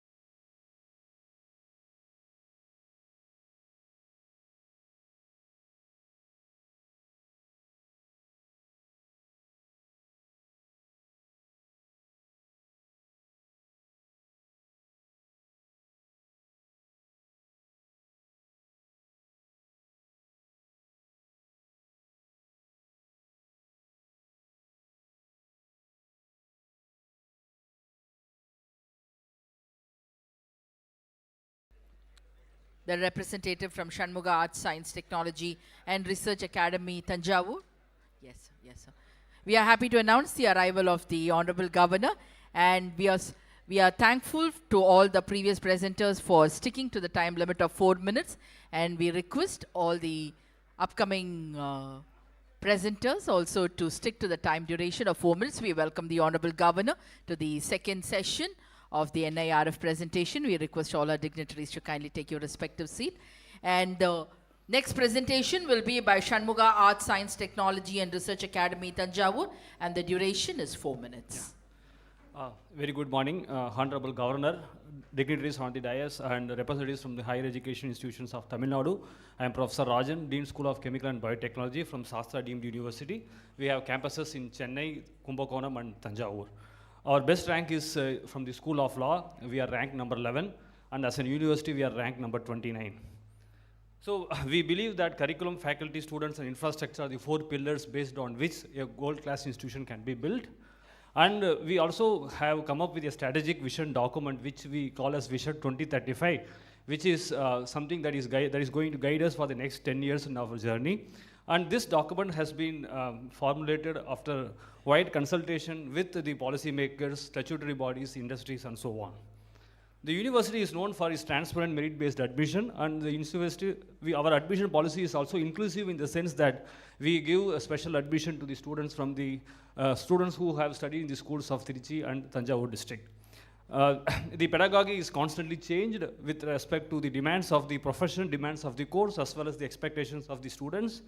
And the research and innovation is open to all stakeholders of the institution, and our students are our student ambassadors, and they show leadership skills in organizing technical fest, design contests, as well as in sports festivals. And the university cares for the welfare of the students and the faculty, and these are some of the best practices that helped the university to be where it is today. And we are starting our 40th year of the institution this year. And moving to the parameters pertaining to NIRF, teaching learning is something which is an essence of any university, and we are no different from that. And we maintain a faculty-student ratio of 1:15 in the university and 1:20 in the law, though the statutory requirement is different. And as a result of which, we see that our FSR scores are maximum in the last 2 years for both university, engineering, as well as in the law categories. And with respect to the recruitment, our recruitments in the last 2-3 years have all been only PhD graduates, and some faculty members who did not have PhD degree were also encouraged to complete the PhD degree, and as a result of which the percentage of faculty with PhD in the university has gone up. And that, with the right blend of experience, we have very good FQE score, and these two are major drivers in the TLR score of our institution. And in the law category, 40% weightage goes to TLR, and that clearly goes to say that our institution's TLR score is basically projecting the institution at such a level in the law category. And there is also proof for the practices that we do here. These are some of the strip shots of our students who won the moot court competitions in the year 2025 alone. So there are 7 moot court competitions that our students have won in 2025, and these were conducted in places across India, and these also span domains on criminal law, constitutional law, democracy, taxation, artificial intelligence, information technology act, and so on. So which means that our students are able to compete at national level in diverse topics related to the law, and proof for this is basically, or the reason for this is the good teaching learning practices that happen in the School of Law. The same holds good for also the engineering programs, and Professor Kamakoti also in the opening remarks mentioned that core engineering is extremely important.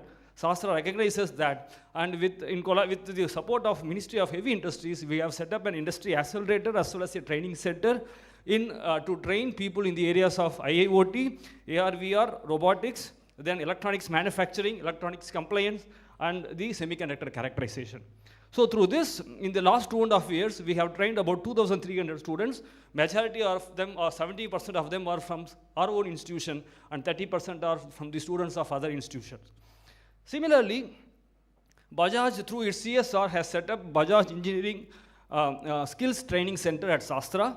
The first phase was focused on advanced manufacturing, robotics, automation, and Industry 4.0, and 250 students who were basically diploma holders and degree holders. So this training is given for those who are graduates, and they undergo 6 months internship or training in this center.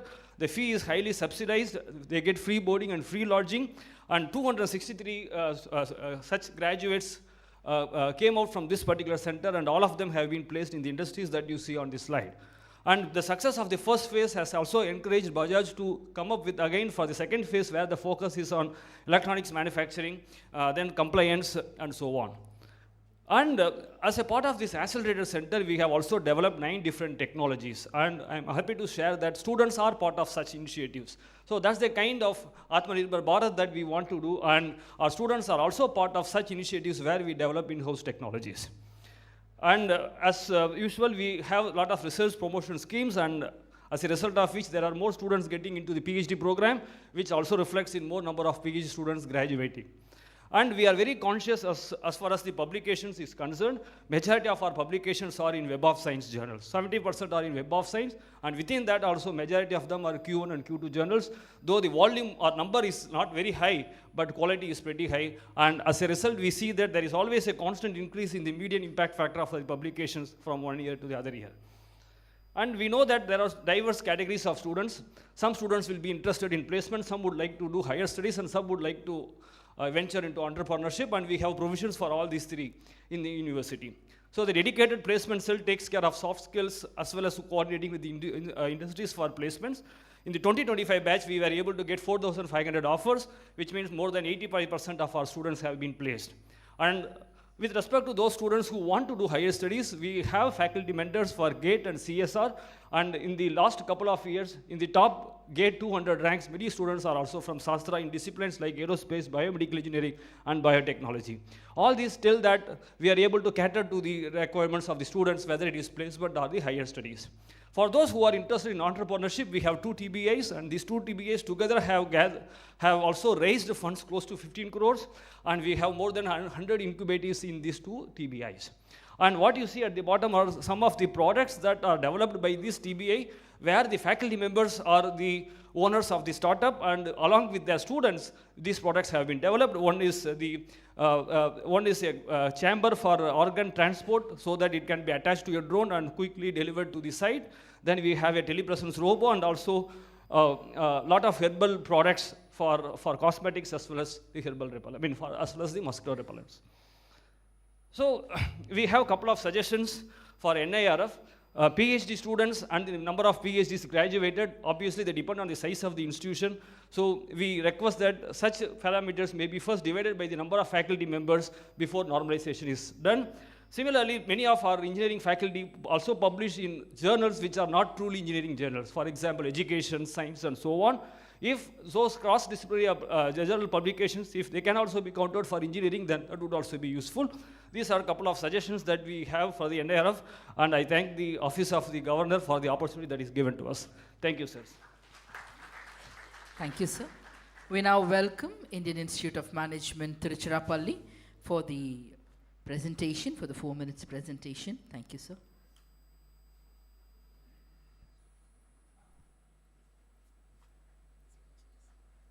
This forward.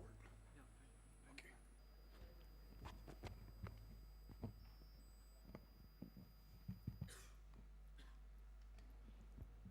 Thank you.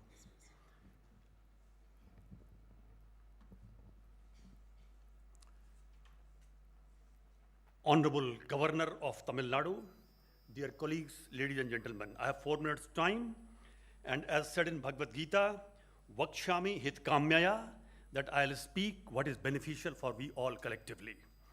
So, Indian Institute of Management, Tiruchirappalli, could not participate in Raj Bhavan function last year because we were not in the top 20 as Management Institute. And this time we are, so I'm feeling very happy. And there is a lesson behind this, and this is my proposal, and I'm responsible for each of my statements as a teacher. Year by year, trying to improve in NIRF ranking may be a good idea, but not excellent idea. That year by year, I must have certain good ranking. Why? Because inbuilt mechanism of NIRF is that it depends on the averaging of past 3 or 4 years of your performance. So if an institution aims at 3 or 4 years of robust building of, let us say, tangible infrastructure or subtler infrastructure, or let us say intellectual infrastructure, it might do well. So I give analogy that in order to be a good long jumper, I must go a little back, and then I should run fast and jump, and then I may be a champion. I'm not saying that deliberately we should try for lower ranking. But what happens, an IRF is a very robust mechanism, but some of the variables, they are by nature negatively correlated. For example, when we try to increase the number of students to have the economy of scale, we increased revenue. We also got good number of students, but for some reason and obvious reasons, we could not keep pace with the recruitment of faculty and ratio dwindled down. And if your numerator improves, but denominator is not commensurating with your numerator, you are also improving on denominator and also improving in numerator, but if you are improving on numerator slower than the denominator, your ratio will fall down. You can't do anything. But keeping those things and I define short run as 1 year and long run as 3 years, because as a teacher for past 5 years, I have lost guts to say that this will happen after 5 years, because things are changing so fast. So long run is 3 years, short run is 1 year. And we jumped 11 steps this year, 11 steps. And it was already planned. I had told my faculty, don't worry, we are going in the right direction. And to be very frank, there's no boasting about. I never tried to maximize anything that should maximize during my tenure. The thing should maximize in terms of IIM Tiruchirappalli in longer run, and my tenure is just a small contribution to the long flow of the institution as a river. So you'll be happy to know that the IIM established in your own state has jumped from 27 to 16 this time. 16 is a sweet number. That is one. And we are now bound to improve further. We have created all that kind of basic, let us say, requirements. So,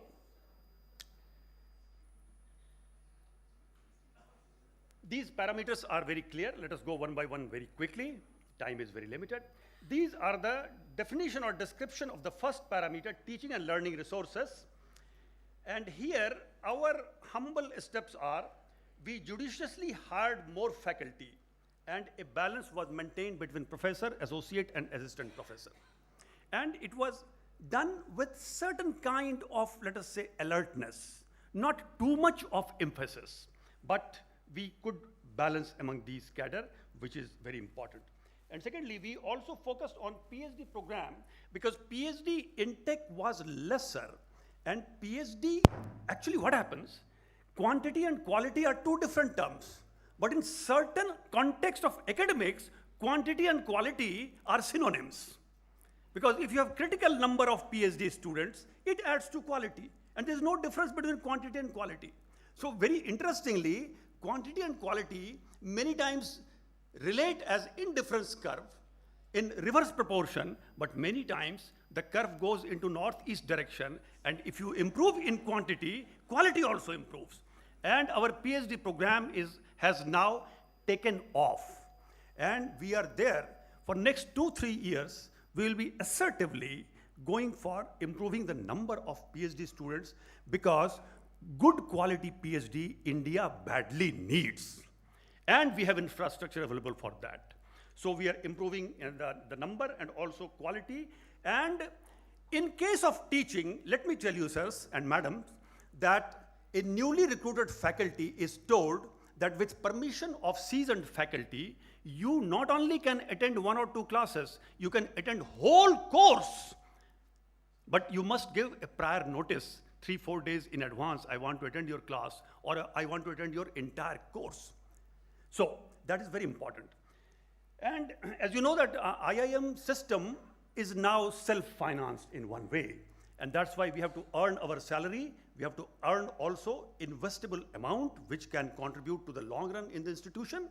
And that's why 2 years back, we had planned that at which stage we'll keep learning up to 2030 and which are the critical infrastructure will be needed. So as we will earn, so a flow of investment was created, because the second dose of investment funding, which was promised by HRD ministry, education ministry, they said that tum layak bete ho, bache ho, means parents say no, that you are capable, oh son, you are capable, I will not fund you now, you be on your own. And we actually created that kind of 6 years investment plan, and we are doing well. But I will not count which are the critical infrastructure, even physical infrastructure we don't have today, and we don't have some of the critical infrastructure, but that does not matter. It will come one day. Research and professional practices, of course. In case of research, these are the first para is about the criteria, but what we are doing, we focused on the research pipeline for the newly recruited faculty. Because 3 years back, when I used to recruit faculty, I used to ask, what is your number of papers, where they are published? But later on, I realized I should also try to know what is your pipeline, because pipeline keeps the bed of, let us say, or the ground of research more greener, more productive. So that was emphasized. And secondly, I'll tell you that in IIM system, any IIM, 21 IIMs are there, actually research incentive scheme is at place in a very robust way, and it is fully structured. It is transparent. Faculty know that what I will do and what I will get. And even confirmation, forget about promotion, even confirmation is not guaranteed. Everything is transparent. You have to achieve certain level, then only you will be confirmed. And if you achieve certain other accolades, you will be promoted. These are all transparent. So we need not to tell every day to faculty what you are supposed to achieve. They know it.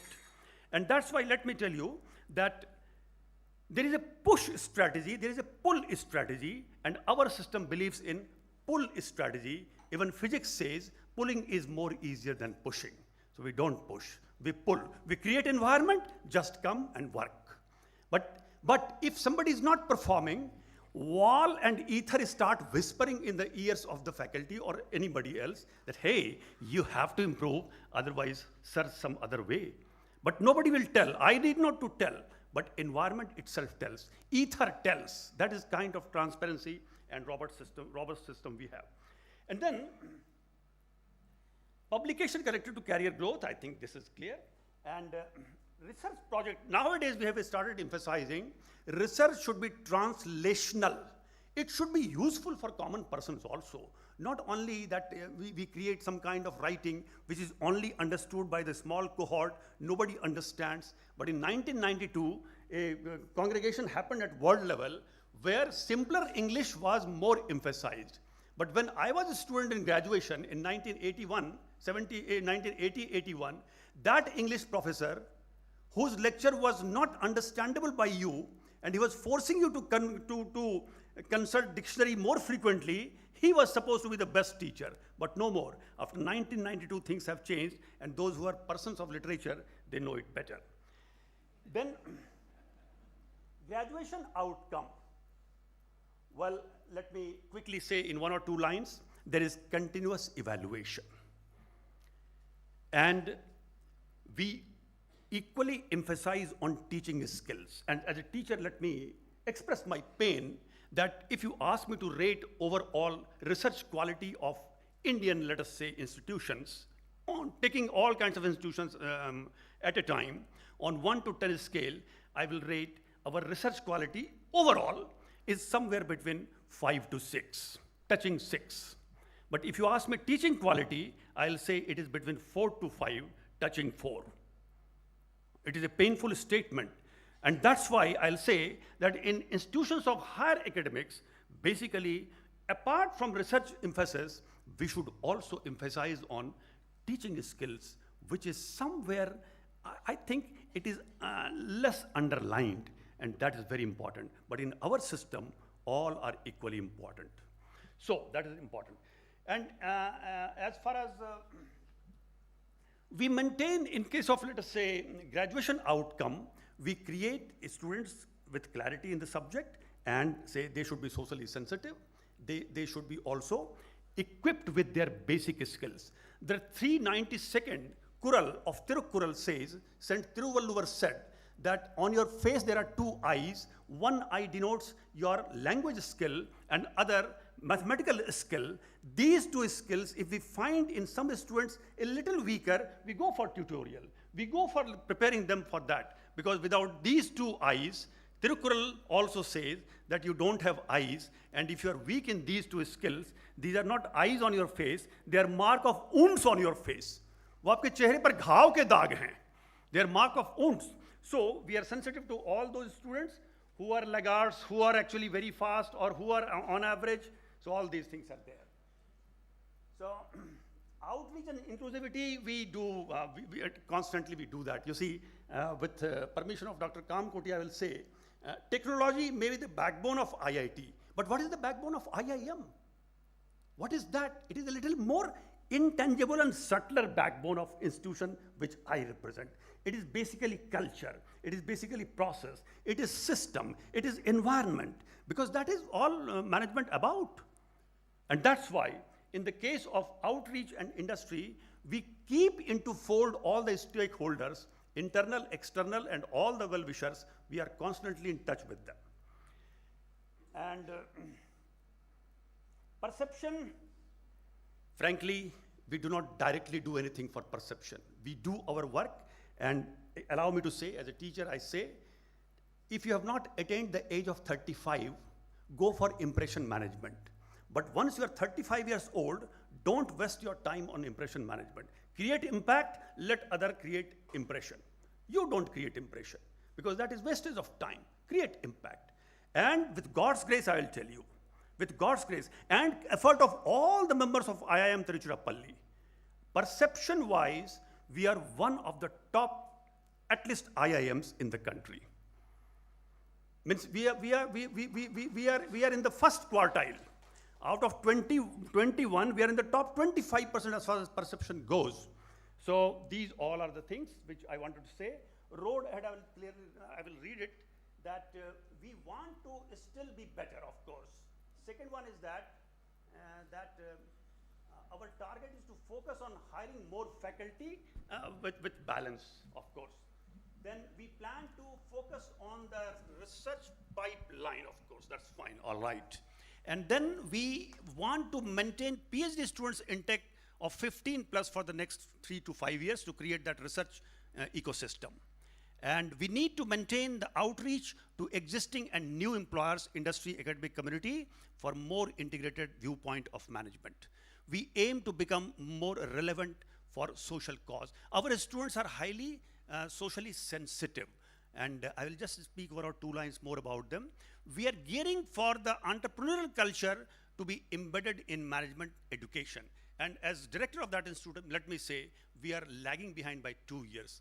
What we are going to achieve by end of this year, we should have been sometime in 2023-24. But anyway, you will find in future a very good ecosystem of entrepreneurship is going to be developed there, and we are working on that.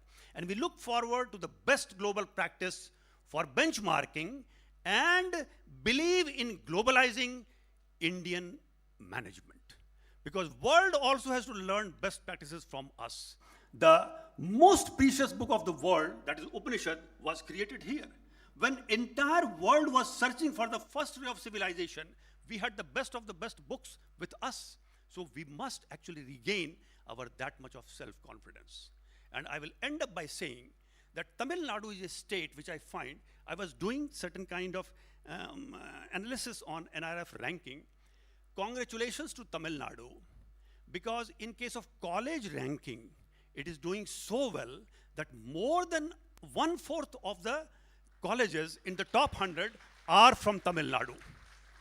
But here is a caution note that many of the colleges at India level, they are losing their sheen. Can Tamil Nadu create some kind of working paper for, let us say, entire colleges of the country to understand how college education can be improved? Because college education is the trunk. The quality of higher education of Tiruchirappalli should not be counted by IIM Tiruchirappalli or NIT Trichy. The quality of higher education of Chennai cannot be counted by IIT Madras quality, because IIT Madras has to compete at world level. NIT Trichy has to compete at world level. IIM Trichy also. Bharati Dasan University has to compete, which is my neighboring institute. They have given us land, and Bharati Dasan has to compete at state level. Bharati Dasan University's quality will not be reflective of Tiruchirappalli town's quality. It will be state's quality will be reflected. We have our own mandate. But college reflects the quality of higher education of the city or town. And Tamil Nadu is doing the best there, but very painful statement I'm giving you, many of the colleges which were shining have lost their sheen. And in conferences of higher education, college is not discussed frequently. It is university, IIT, IIMs are discussed, but college education discussion actually ye andhar tufan jaisa, means like a storm. It should take the space in future conferences when we discuss about higher education. With this, I wish all the best for my beloved sisters and brothers. Thank you. Thank you, sir. Thank you so much. We now welcome Christian Medical College Vellore for their presentation. The duration is 4 minutes.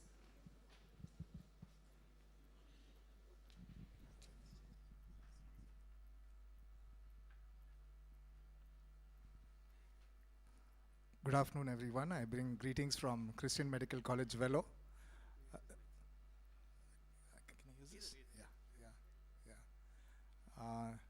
Thank you, Honorable Governor, sir, for giving us this platform to get together. I think it's been a great learning experience for all of us. And I think that one of the take-home messages from the previous speaker was, when you concentrate on the denominator, don't forget the numerator. Thank you very much, sir.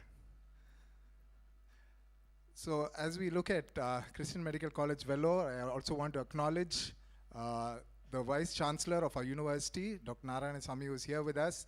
Thank you, sir, for your continued support to our college. And also I can see our academic officer and also the controller of exams.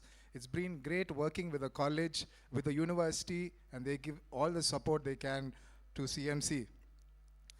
I'm happy to say that this year, CMC is 125 years of existence.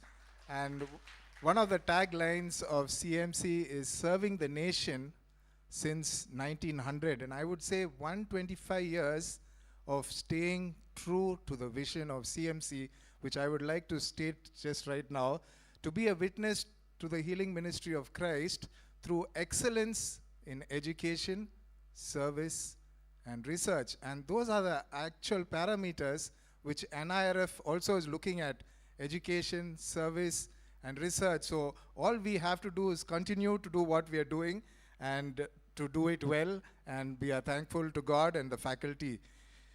So if you see, Christian Medical College Vellore started as a response to the healthcare needs of our country. At that time in 1900, women were dying in childbirth for want of lady doctors. So our founder started first actually a women's medical college where only women were being trained, because there will be more women doctors in India. It was only in 1947 that men were allowed into the college, and I'm also one of those lucky people to study in CMC. So right from that time, CMC actually has responded to the healthcare needs of our country through education and training. That's the only way we can actually impact our country, starting new courses. So several of the courses have been first started in our country. Even during the COVID time, there was a need for good virologists. So a DM virology course was started first in the country. We've again, faculty have written up a proposal for an MCH in spine surgery for the country. So it's good that we continue to have dedicated faculty who are looking at what are the needs of our country and starting educational programs to address those needs. The core of our education process is that our graduates would provide quality healthcare, that they will be service-oriented, that they will be professionally excellent, they will be compassionate, willing to go the extra mile. They will be ethically sound, because that is a great need right now, ethically sound doctors. And they would be servant leaders wherever they are, with a special concern for the poor and the marginalized. One of the strengths of CMC is our dedicated faculty. We have an excellent faculty-student ratio. We have a Gurukul system of training where both the faculty and the students actually stay on the same campus. We have a foster parent system where each student is given a foster family. Each faculty is allotted foster students. So that's a great way in which we engage with our students. So that is our tuition fee. They do have separate transport, they have to pay for the food, they have to pay for the hostel, but the tuition fee has intentionally been kept low so that they will go out with a spirit of service. And if you see, these are some of our network hospitals spread throughout our country in rural, remote areas where all our graduates serve for at least 2 years, and many of them even serve for a lifetime, and we honor them every year. Those who have dedicated themselves to a lifetime of service in rural areas, every year we honor them during our graduation ceremony. One way to enhance research is to provide seed funding to your faculty. So we do that. We provide small grants both for our faculty and students. They can come up with small projects, and once with these results, they can apply for major funding from government agencies. So that has been working well. We have good research labs, good animal house facilities. Through the year, every month, we conduct workshops to enhance research. This could be research methodology, biostatistics, grant writing, manuscript writing. So this has actually given them protected time to improve their research output. Research is mandatory for our faculty promotions. There are several research projects going on.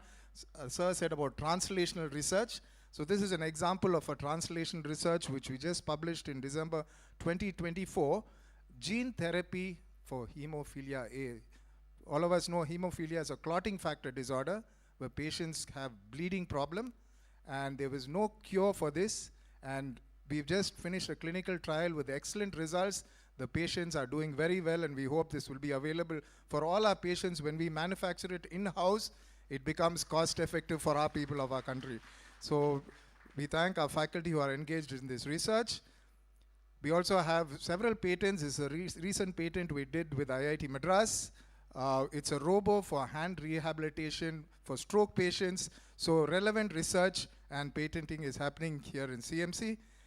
The Indian Council of Medical Research has recently recognized CMC Vellore, several departments as collaborating centers of excellence, and we are thankful for that. Several of our departments, as you can see here, has been recognized as collaborating center of excellence and also center for advanced research.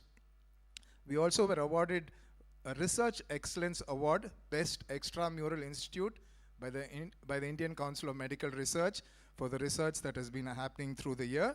We're thankful for that. And in terms of service, the motto of CMC is not to be served, but to serve. And we teach this to our students, and they see us in action every day. We have more than 11,000 outpatients a day. We have more than 2,000 patients. That is great learning material for our students. And we continue our service with excellence, with compassion and integrity. There's all levels of care, right from primary to quaternary level care. You must be wondering, how are you managing with such low tuition fees? It's actually our patients are actually subsidizing the education, and we remind our students that no, the patients are actually subsidizing your education. So we have quaternary care, so we have the state-of-the-art treatment facilities, so patients do come from all over the country. The poor are not neglected, so they do get subsidized care. We do a lot of outreach to the surrounding villages in and around Vellore. If you see the maternal and child health indicators, they're all very good compared to any developed country in the world. There's 100% vaccination coverage. There's home-based palliative care. There's care of the elderly. We also have adopted a tribal village in the Javadi Hills, where we are not only concentrating on health, but also on education, on nutrition, and sanitation. We hope this will be a model village for others also to follow. So we will continue to serve our state and our country through excellence in education, service, and research. And thank you, sir, for this opportunity. Thank you very much. Thank you, sir. We now welcome JSS College of Pharmacy, Ooty.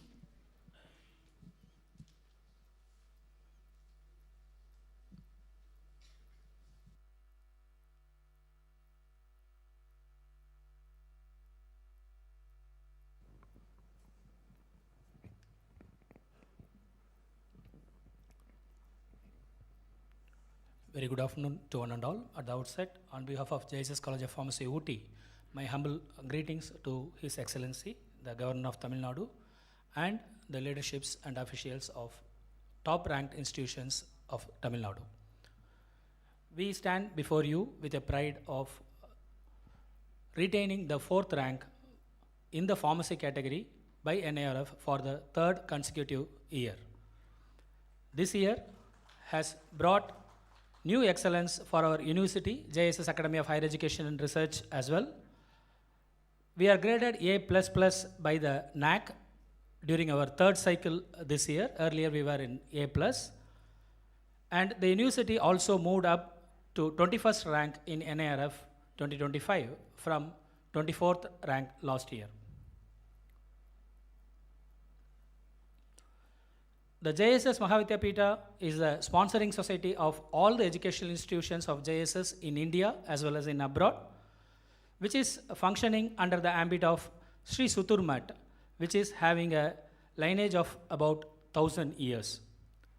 At this moment, I submit my humble pranams to His Holiness Jagadguru Sri Shivaratri Deshigendra Mahaswamiji, who is our President of the JSS Mahavidyapita as well as the Chancellor of our university. And I also seek the divine blessings of His Holiness Jagadguru Dr. Shivaratri Rajendra Mahaswamiji, who is the founder president of JSS Mahavidyapita. We are also so proud that His Excellency, the Governor of Tamil Nadu, had visited JSS institutions a couple of times and given his very powerful orations with all of us. Thank you, His Excellency, for that.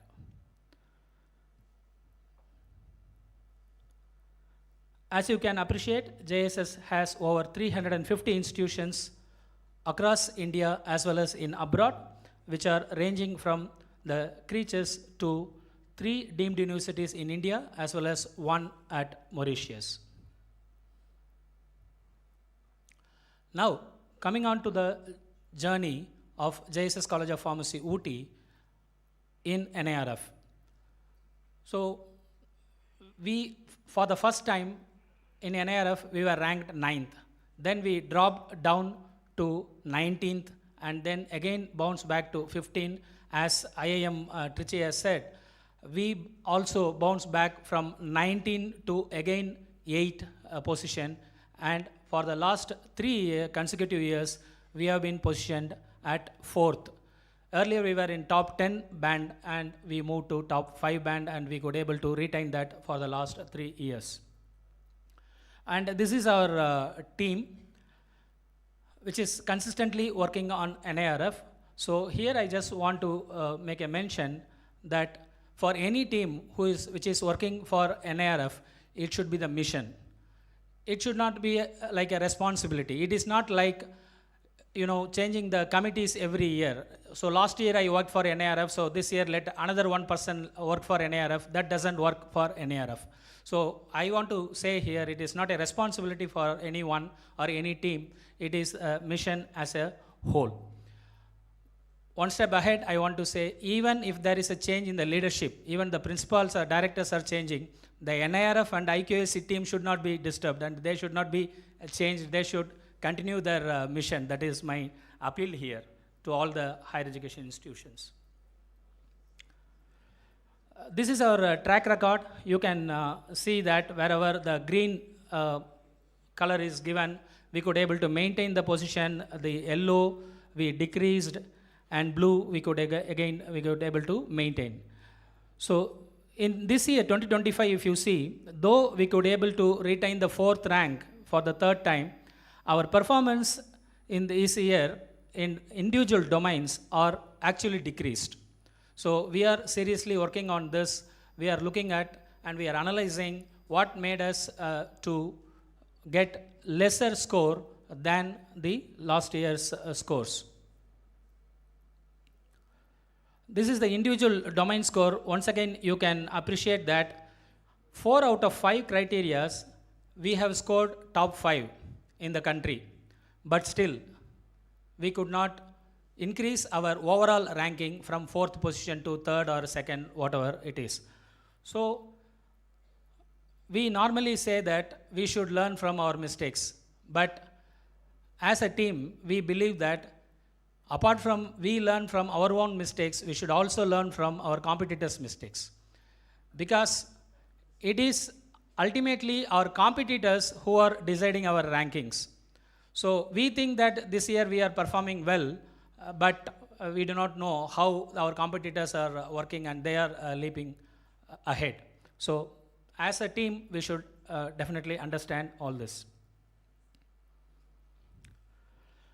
This particular slide shows how we are accurate and precise over the scores under the 5 domains.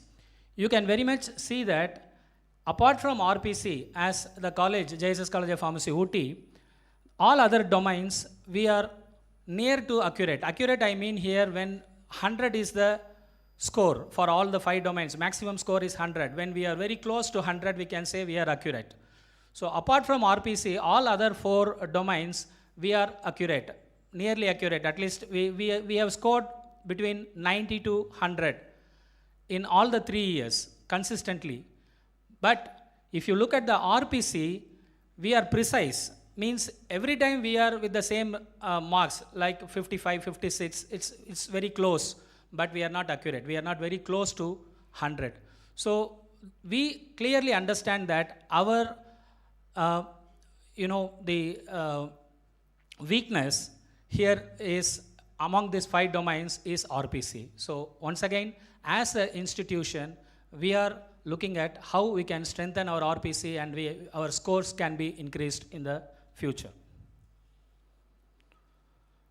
Coming to the individual domains, I'll not go by every point which is mentioned here, because that's one of the advantage and disadvantage of being a last speaker. Many of the points which we wanted to tell already all the experts have said, and that's the disadvantage. And the advantage is at least we will save the time by not repeating that, and we will concentrate on what we want to say to the expert panel here.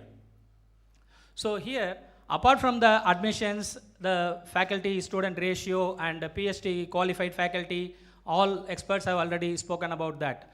But I want to bring your kind attention to one parameter, that is faculty turnover.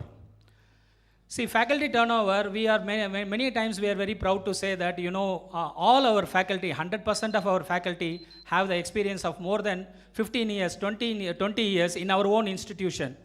But I'm sorry, NIRF doesn't value that. If you have such faculty, 100% of the faculty having more than 15 years of experience, as per NIRF metrics, you will be getting only 4 marks.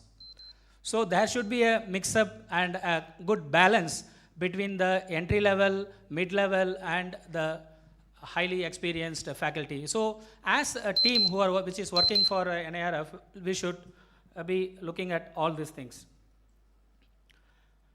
And research and professional practice, interdisciplinary research, people have already said, seed grants, we do all these activities or strategies in our institution, the incentives for publications and others, robust IPR ecosystem, we have assistance for the faculty members to file patents and other, we have a dedicated IPR cell for that, strategic industrial partnership, international research consortia for increasing the publication strength, especially the citations and etc. And we should very closely monitor the KPIs of research like citations, H-index, and the funded projects, because ultimately these are the things which are considered for the marks. This is the progress of JSS College of Pharmacy Ooty with respect to its number of publications, citations, the IPR, as well as the grants. We are also glad that as an individual college, we have 2 of our faculty members listed in the top 2% scientists of the world by the Stanford University. And our consultancy grant also is in the rising scale. Coming to graduation outcome, maximize the pass percentage, maximize the PhD graduations, already Sir has mentioned about that, maximize the career advancement, higher studies and placements. Here, our students should be either go for higher studies or they should be placed. There should not be, or entrepreneurship, there should not be anyone left out. That should be our goal. And the dedicated active training and placement cell, all these aspects have already been discussed by my previous speakers. Coming to outreach and inclusivity, the scholarship schemes, various scholarship schemes based on the merit, need-based, as well as the inclusivity. The student diversity, national and international. Unfortunately, we don't have much international students. Our strength of international students is about nearly 1%. But we have a very good national diversity at the institution. Community engagement, as the previous speaker said, we also have villages, tribal villages adopted, and we do activities, especially healthcare based activities to those tribal villages. Gender equity and all the facilities for differently abled students, everything is taken care of. And our female student strength is about 50%, it is slightly more than 50%, and female faculty strength is about more than 30%. Coming to perception, academic perception can be through ranking, rating, and accreditation. This again we need to understand, this ranking, rating, and accreditation what we are getting will itself earn the positive aspect, positive perception to the institution. It's like a virtuous cycle. Okay, whatever the positivity that we are getting will bring more positivity towards that. And not only that, here I want to make a mention, maybe the last slide I will show you that, when as a team which is working for NIRF, it is not that we are going to concentrate on only one aspect. We should have a clear understanding that whatever that we are working for one criteria will have a cascade effect on the other criteria. One of the previous speaker also touched upon that. Whatever the activities that I am going to do for TLR is also having an impact on RPC and graduate outcomes and so on. I have a small chart on that to show all of you. So this is where we just made a small homework to see how the different activities with the individual criteria, what we are taking out, what strategies that we are following, how it is going to have the impact. I would like to draw your attention that all the strategies and activities that we do to enrich the scores in TLR will help definitely 100% for TLR, there is no doubt about it. But it also helps 75% in RPC, 63% in GO, 50% in OI, and 88% in perception. So on the other criteria also have been charted here. So this is just to understand, we are not going to have strategies isolated only for TLR, this we are going to do, or RPC, this we are going to do. It doesn't work in that way because everything has its cascade effect. When I say cascade effect, we should understand it has both positive and negative. So it's up to the team to work on how we will move it in a positive direction. So we should be aware and vigilant about the cascading effect of our initiatives and their impact. I would like to conclude by quoting two THIRU.R.N.RAVI here because His Excellency is always admiring about the THIRU.R.N.RAVI we know. The first one is, Ulluvadellam uyarullal matrathu thallinum thallamai neerthu. The meaning is, think big. You don't aim for small things. So as an institution, as an individual college, my comparison or my benchmarking is with the national institutes. I should not compare myself with another institute which is nearby to me. What THIRU.R.N.RAVI says, whether you are achieving it or not, you don't worry about it, but think big. So that is one thing I want to quote here. The second Kural which I want to quote here is, Vellathanaya malarneetam maandardam ullathanayadu uyarvu.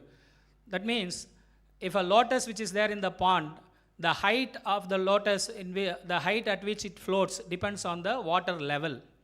So the heights what we are going to reach depends upon the motivation and encouragement what we have within us. That's what this Kural says.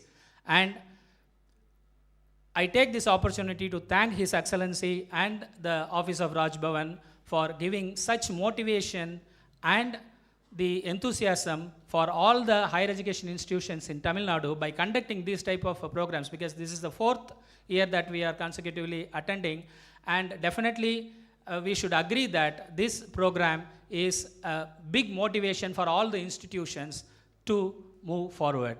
With this, I thank everyone for giving this wonderful opportunity. Thank you. Thank you, sir. We now request the presentation from Tamil Nadu Agriculture University, Coimbatore, and we humbly request you to kindly restrict to the time frame given to you, the time frame of 4 minutes. Thank you, sir.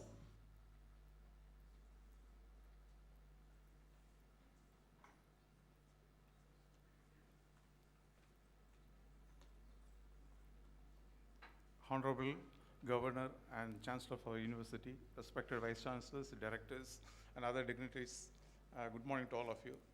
First of all, I would like to thank our Honorable Governor for giving this wonderful opportunity to present the strategies we have followed in this NIRF ranking 2025. I am very happy to say that I am representing the Tamil Nadu Agriculture University, which is more than 150 years old. It was started as a school at Saidapet, and later it moved to Coimbatore as a college in 1908, and it got a status of university in 1973. And I'm happy to say that we are always in the top 10 of the agriculture universities in the whole country. And again, I am very happy to say that coming to state agriculture universities, as and there are 63 agriculture universities, and we are always in the top 10, and we are maintaining the number 2 position next to Punjab Agriculture University for the last 3 to 4 years. And coming to this NIRF ranking 2025, as the data says, out of the 173 institutes participated in the category of agriculture and allied sectors, which includes veterinary, dairy, fisheries, and everything, we got the rank of 6. And we are not only in the NIRF ranking, we are also in the international ranking, like, which includes the QS World University by Subject Agriculture, this is WR, that is World University Ranking for Innovation, and the World Ranking, and QS, not only QS, and we are in the ranking all the EduWorld and almost all the national and international rankings. And coming to this NIRF 2025, I will go point by point. In the first parameter, that is teaching, learning, and resource, I am just comparing in the last year data with the present data. I am very happy to say that we could be able to maintain the score, if not improved much. This is mainly because of the strength we have got. We have improved the student strength from the 7,000 to 9,000 as on date. And we could be able to maintain the faculty-student ratio of close to 1:12. And apart from that, we have got digital technologies, and we have got this education management system supported by the ICAR, and the better faculty-student ratio, and the effective utilization of the funds supported given by the ICAR. And coming to the research and professional practice, honestly speaking, this is the area we fail many a times. And but I should admit the fact that because of the support of the staff and students, we could have a quick jump from 2020 to 25. At the time of the year 2021, we had a publication of around 500 odd in that year. Now we are increased to more than 1,500 articles per year, that too in Q1 and Q2 journals. Well, in spite of that, we feel that this under research publications, no, we have to focus much. And now we have got a lot of strategies to encourage the staff and students, and from this data we can understand that we have introduced the policy of 1 faculty per paper policy, and now it has become mandatory, and this helped us a lot. And each and every student or the staff who publish a paper in the Q1 or Q2 journals are given a lot of financial assistance, encouragements, awards, and everything. In every year during the foundation day ceremony of the university, we encourage all those people who contribute for the welfare of the university through publication of papers and also getting patents. And financial assistance is almost given for, even for students, we give financial assistance. Which is top-rated journal, we give financial assistance, not only as a regular fellowship, apart from that, we give financial assistance also. Then we encourage the faculty to attract more projects. Again, I should admit the fact that these days we have got more number of projects compared to the previous year. But the painful fact is that nowadays there are financial concerns. Let it be any funding agency, whether it is a government agency or private funded agency, whatever it may be, number of projects are more. But the amount of money we get for each project is diminishing. This is because of the financial constraints faced by the many of the institutes, you can say. But our faculties are still, they are getting encouraged. And this is a slide showing the number of publications over the years. It's a quick look we can have. From 21, we have got only 550. Now we have reached 1,205 as on date, and this will cross 1,500 by this year end. Then coming to patents, here I am highlighting only the utility patents. And when you go for this copyrights or design patent, the process patents, the number will be robust. We can say in hundreds we have got. But if you go for NIRF ranking, they concentrate mostly on the utility patents. So now we are focusing more on utility patents than on the designs or copyrights. Then coming to the graduation outcome, always is a safer one for us, and this year also we have got higher mark compared to the previous. From 58 we jumped to 65, and mainly because of the timely publication of the results and also the passing percentage of the PG and PhD students. And we have got an excellent placement rate for the students, and the last 3 to 4 years it has jumped from 20 to 40, 50, 45%. And the students join higher studies in national institutes and international institutes has become very common these days because we have got a lot of tie-up with many international research institutions and also the universities across the globe. Then coming to outreach, here the problem is regional diversity. Honestly, we have to accept the fact that being a state public funded university, we are not able to attract the students from other states. Though we have got ICR allotment and everything, we could not get the maximum marks. It's always a problem for us. Then coming to the women diversity, we are always in the top. And I should say that even in the gross enrollment rate of the present undergraduate admission, I am happy to say that more than 60 to 70% of the students are girls. And even for the staff level, no, most of the time, our staff strength will be more on the women's. And in the economical and social challenge, this is mainly because of the criteria they have fixed. We are always in the lower side, but definitely better than the previous year. And coming to physical challenge, again, we could get the full mark. Then coming to perception, and I'm very happy to say that TNAU is the only agricultural university in the whole country to get the full marks continuously for the last 3 years. And thanks to all our stakeholders, including staff, students, farming community, and also the agripreneurs. And it's all possible because of the excellent accreditation we have got. We have got 18 colleges, all constituent colleges, all are accredited with excellent scoring of more than 3.6 from the ICAR. And we have increased the admission of the other state students also slowly through ICAR and DBT. And we have got an exclusive alumni association with the Global Connect, thanks to the ICAR and the central government. And we have got number of professional societies. We have got more than 10 professional societies in our own campus, encouraging all sorts of disciplines. And we have got MOUs. As on date, we have got more than 100 MOUs with many national and international institutes.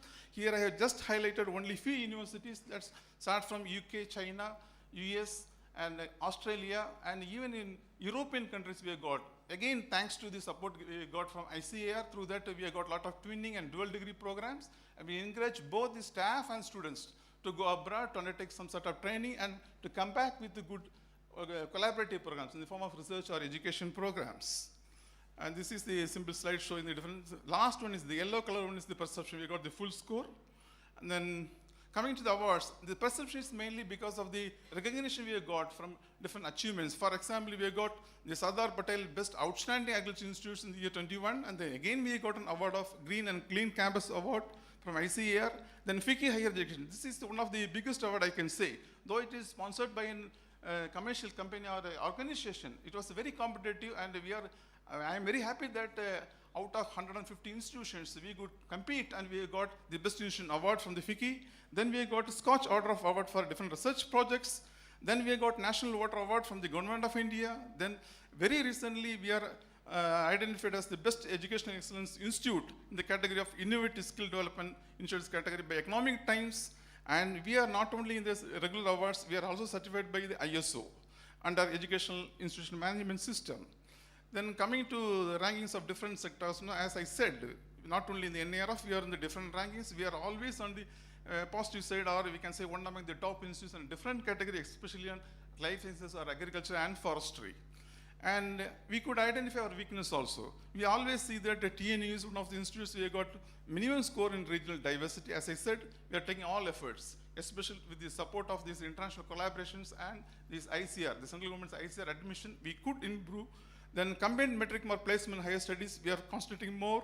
Then median salary, of course, these days, because of the competitive nature, the median salary, it is what to say, we are unable to get a higher salary. Maybe it jumps from 40 to 45 or 40 to 50. We are unable to touch the 60 or 70 just like any engineering graduates. Then publication scopus, of course, this is the maximum weightage we have to give, and we are giving, and we encourage all the students and staff of our university.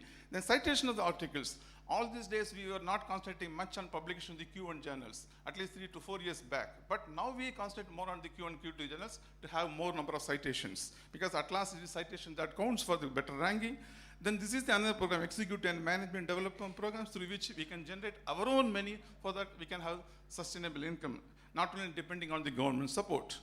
And with this, I complete my presentation. I would like to thank once again the Honorable Chancellor, the Governor, and each and every one of you for your patient hearing. Thank you so much, sir. Thank you, sir. The last presentation of the day is by PSG College of Arts and Science, Coimbatore.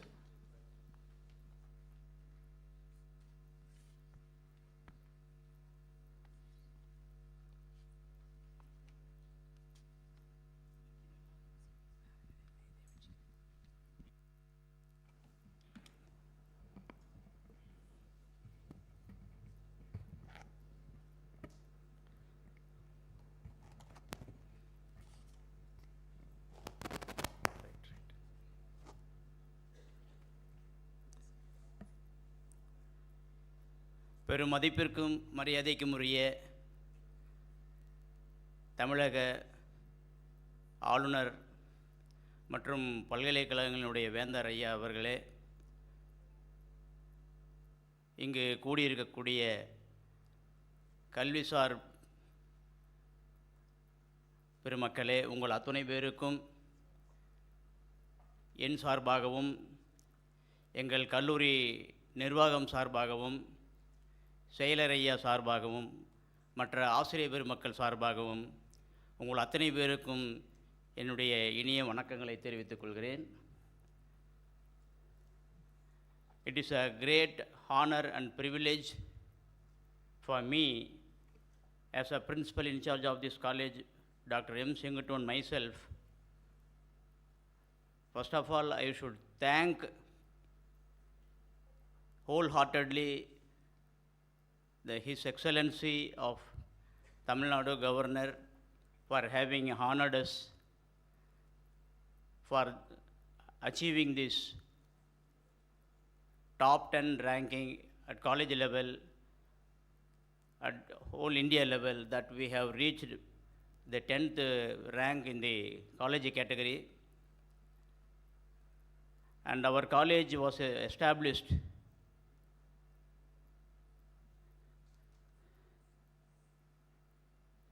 in the year 1947, 11th August. So 78th year we have completed, and we are moving very fast. It's all because of the dedications by the founders and managing trustee of PSG and Sons Charities and chairman G.R. Karthikeyanayya, managing trustee Sri L. Gopalakrishnan, and other trust board members, and highly dedicated teaching community that we have. And our college has 82 programs which comprises all the disciplines like arts, humanities, social sciences, physical sciences, life sciences, computational sciences, commerce, management, and applied skills also. And we have the student strength. I hope that throughout India, the only college have the student strength more than 13,121 in college level. But still we have the capacity to manage all the students and give the fullest effort that we put forward for the students' growth and the society on the whole.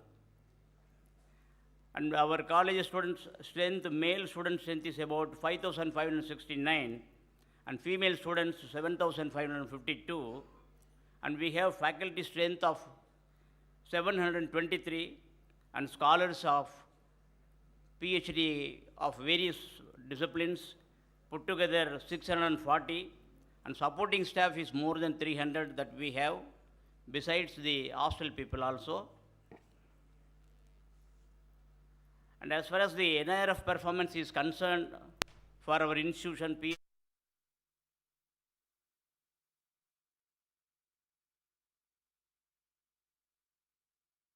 we have our own focusing on achieving the rank on one side, but we are always focusing on scoring more marks in all the 5 parameters which is concerned by this NIRF ranking system.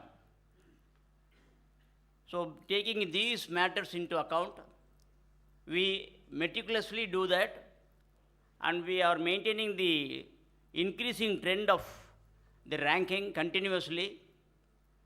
But now this time we have achieved the 10th rank in the college category in national level. So that is 10 by scoring 73.15. This is the achievement, and further we do have our own hope that we will proceed up again, coming in the band of 1 to 5, the rank of 1 to 5, top 5 college category at national level. Though the NAC is looking for the furthermore method of accreditation, moving from binary system to matured based graded level system, they are looking for. It is also under working. Everyone knows that. And as far as the teaching learning process or the resources is concerned, our college is maintaining adequate faculty strength to support the effective learning teaching process. It's all because of the effort that is being taken up by our management and with the support of the government also. And we have more than 80% of our faculty with doctorate degrees, and still we are encouraging other people to pursue the degree of getting the PhD degree in order to attain 100% faculty with the PhD holders. And as far as the experience is concerned, about 40% of the faculty have more than 15 years of experience. And with these highly qualified and experienced faculty, we ensure the quality teaching and learning, which contributes to higher percentage in student admissions, even though we already have the largest intake or the students among the colleges. And as far as the research and professional practices, we have faculty with a strong research potential and are supported through earlier career research, seed research grants for the young faculty. Our management is continuously supporting that, and scholars are provided with the institutional fellowship also by the PSG and Sons charities. And we augment the research infrastructure periodically, and we also support the faculty for their publications in terms of article processing charges are also provided by the management through the recognition of annual performance incentives. And these initiatives foster the quality research outcomes, enhancing the institution's research profile. And coming to the graduation outcomes, our diverse graduation outcomes reflect the broad academic offerings across disciplines. About 40% of the people pursue higher studies, including life sciences, physical sciences, management sciences, and about 20% secure placements because of the development in the case of acquiring applied skills, computational skills, and commerce also. And about 20% they opt for professional certifications. They also become entrepreneurs. 5% choose their own family business and they become entrepreneurs in both the commerce and management sections. And remaining 15% they opt for competitive examinations being conducted by various state government and central government bodies like UPSC, TNPSC, SSB, RRB, and so on.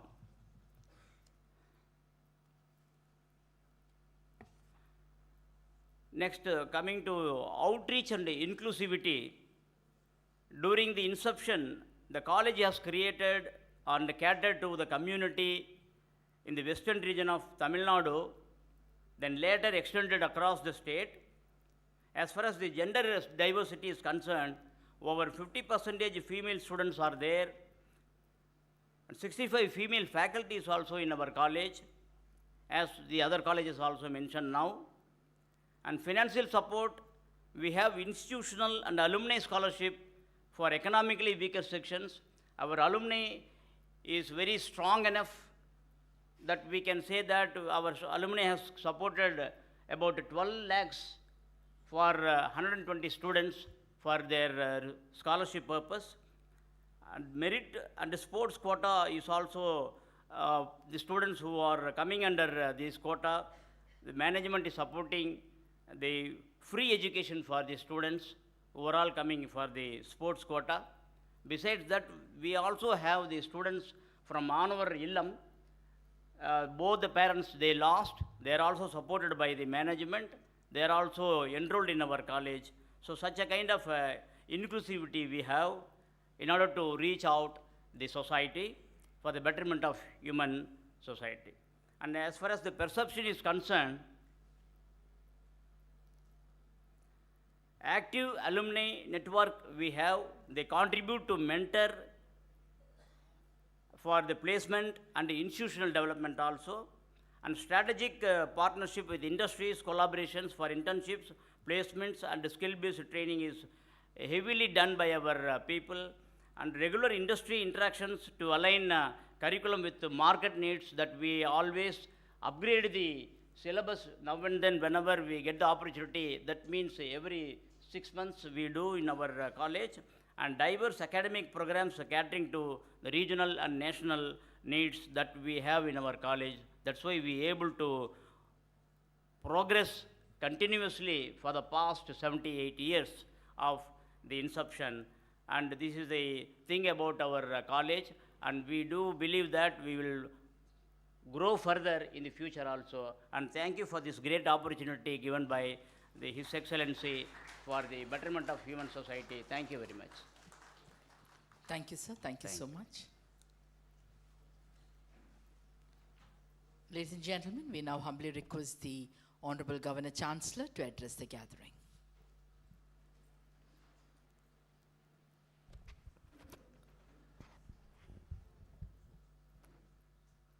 Friends,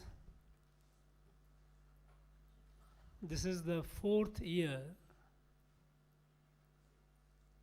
that at the Raj Bhavan we have been celebrating excellence by holding this event.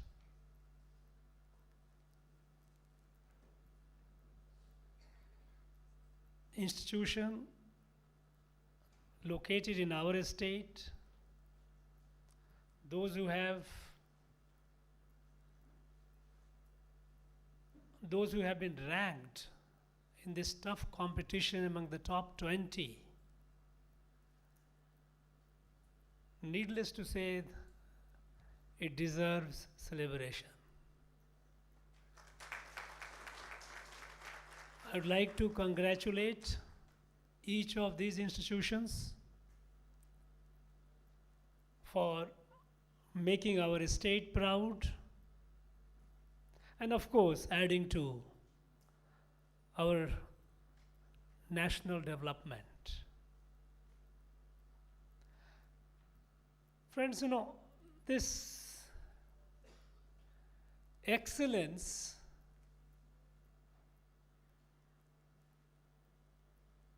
while it has to be celebrated and it must be celebrated publicly, that's why we organize this event. It also has a purpose beyond celebration of or celebrating the celebrated. The purpose is also that you share your experiences with each other and with the rest. Because we all know that every institution has some unique point. Some may be having more, but every institution has something which makes it stand out.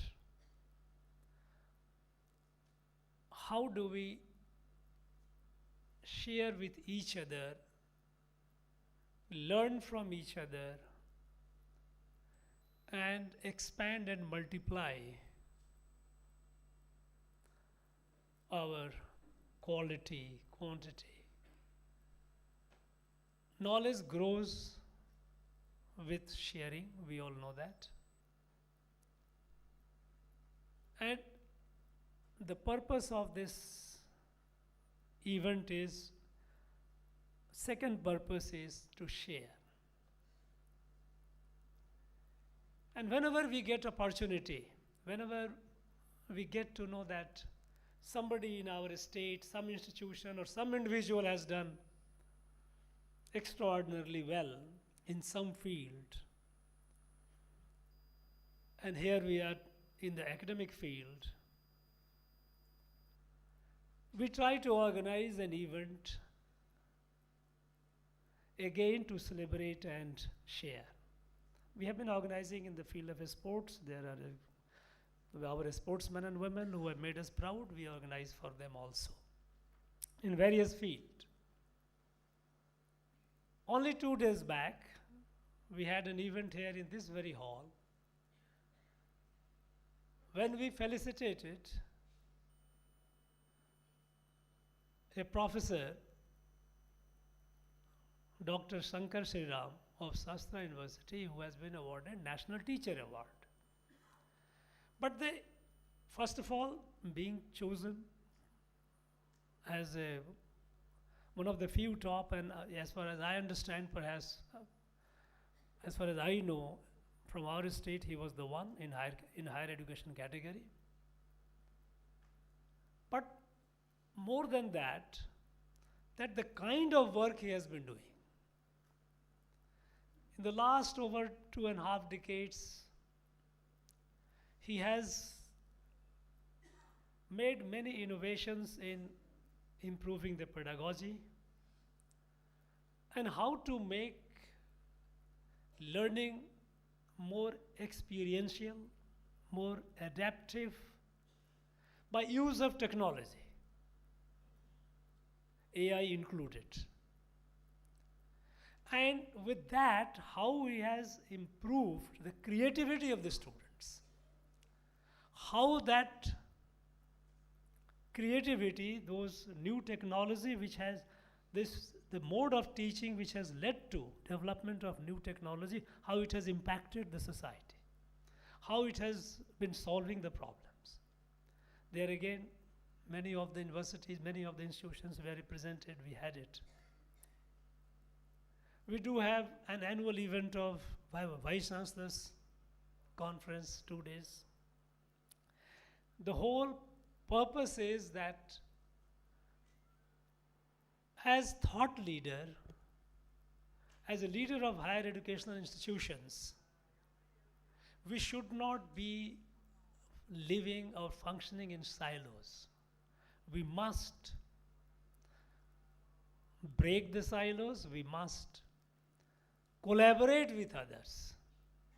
And we have the good fortune, our state has the good fortune that we have got the best of institutions located here, those who have been doing very well. Imagine, in top 20, so many institutions we have felicitated today.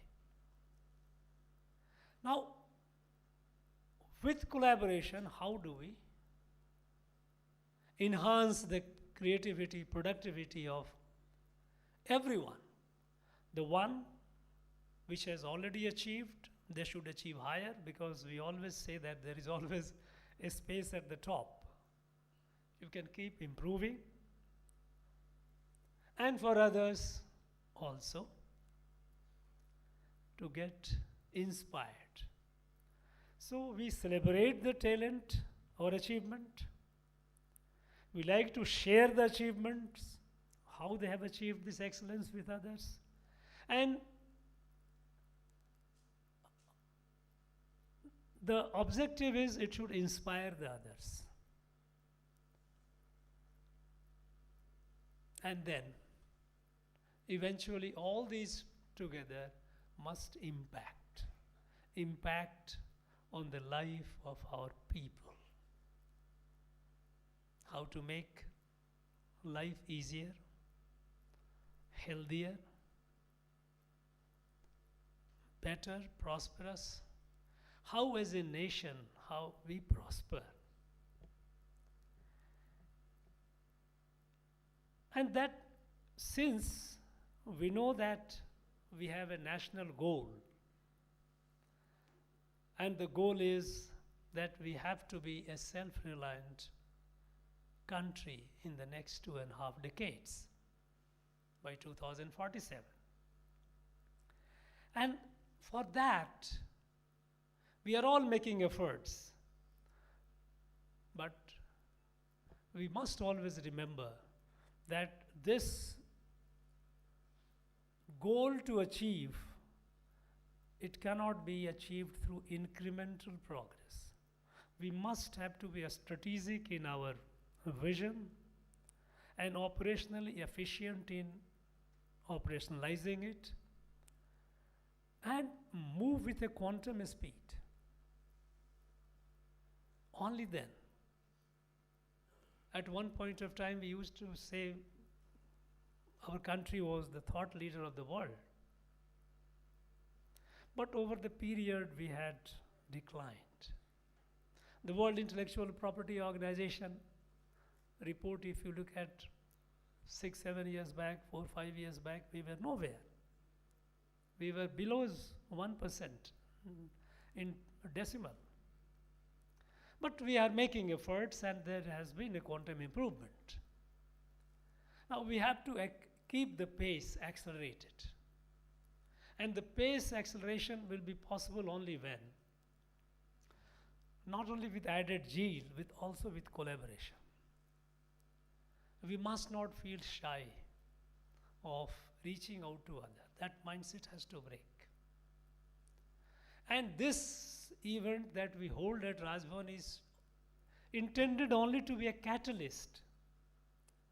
In fact, I would like, and I'm sure some of you would be already doing it, but many more events which should be hosted by different institutions, or each one of you is capable of that, where you invite faculty, research scholars from other institutions, spend a day, deliberate, share, learn from each other. And I think if we do that, our state has a great potential. In terms of gross enrollment ratio, we are already way ahead. While the national goal of GER in higher education of 50% is by 2035, we have already crossed 50%. What is needed is a push in quality. Further push. Make this human resource, if we call it a resource, which it of course it is, far more productive. That's the only way, because the country looks at Tamil Nadu as an engine of growth, national growth. It's not of a state growth alone, it is of nation's growth. And we all have a responsibility towards that. Now this event that we have conducted today, we have all listened very patiently. I urge you to take it forward. Meet each other on a smaller forum and add to the momentum. Each one, in each of these presentations that we saw and listened, there are a lot of takeaway points for everyone. Please do it, and I'm sure this will take us to newer heights. It will make our state proud, it will take our nation proud, and it will help us in fulfilling our national goal of a fully self-reliant country, not only in terms of economy, this economic prosperity, not only in terms of technology, but overall knowledge, overall science and technology, because that is the future that we all have. And I'm sure we will do our bit towards it. Thank you very much for being part of the event. Let's break. I'm sure it's already late for lunch. Have the lunch. and take it forward. Thank you very much. Thank you, sir. On behalf of Raj Bhavan, we extend our heartfelt gratitude to the Honorable Governor and Chancellor of Universities for his inspiring presence, valuable guidance, and motivating address that have truly enriched today's session. Our sincere thanks to all the Vice Chancellors, Directors, Registers, Deans, and Principals for their insightful presentation and active participation, sharing the best practices that led to excellence in NIRF rankings. We also express our deep gratitude to the respected Principal Secretary to the Governor for his constant support and encouragement, and to the respected Deputy Secretary to Governor Universities for the meticulous coordination and dedicated efforts in organizing this meaningful interaction. A special word of appreciation to our friends from the press and media for their coverage and continued support. And finally, heartfelt thanks to the staff of Raj Bhavan for their tireless efforts in ensuring the smooth conduct of today's program. Thank you once again. Ladies and gentlemen, we humbly request all of you to rise up for the national anthem.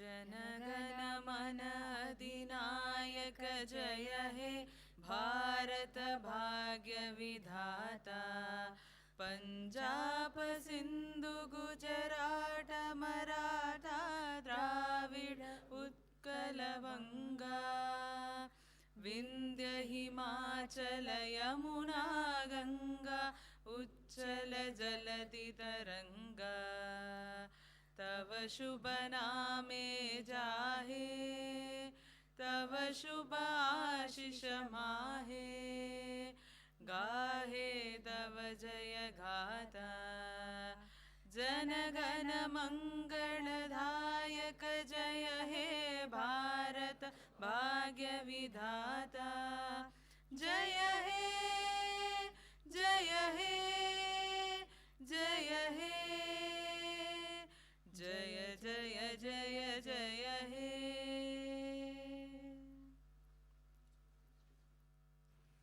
We now humbly request the dignitaries who were felicitated alone to move to the main lawn along with your citation. Along with your citations, we request you to move to the main lawn for a group photograph along with the Honorable Governor. After that, we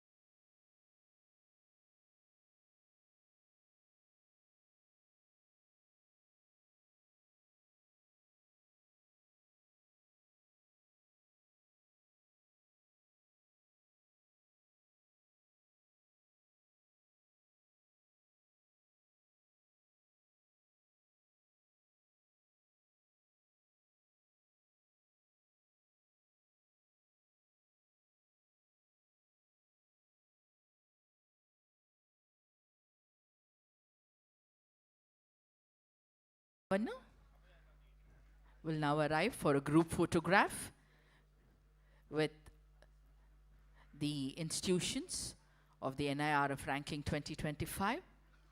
A proud moment for Tamil Nadu and for the entire nation. The true meaning of Vishwaguru.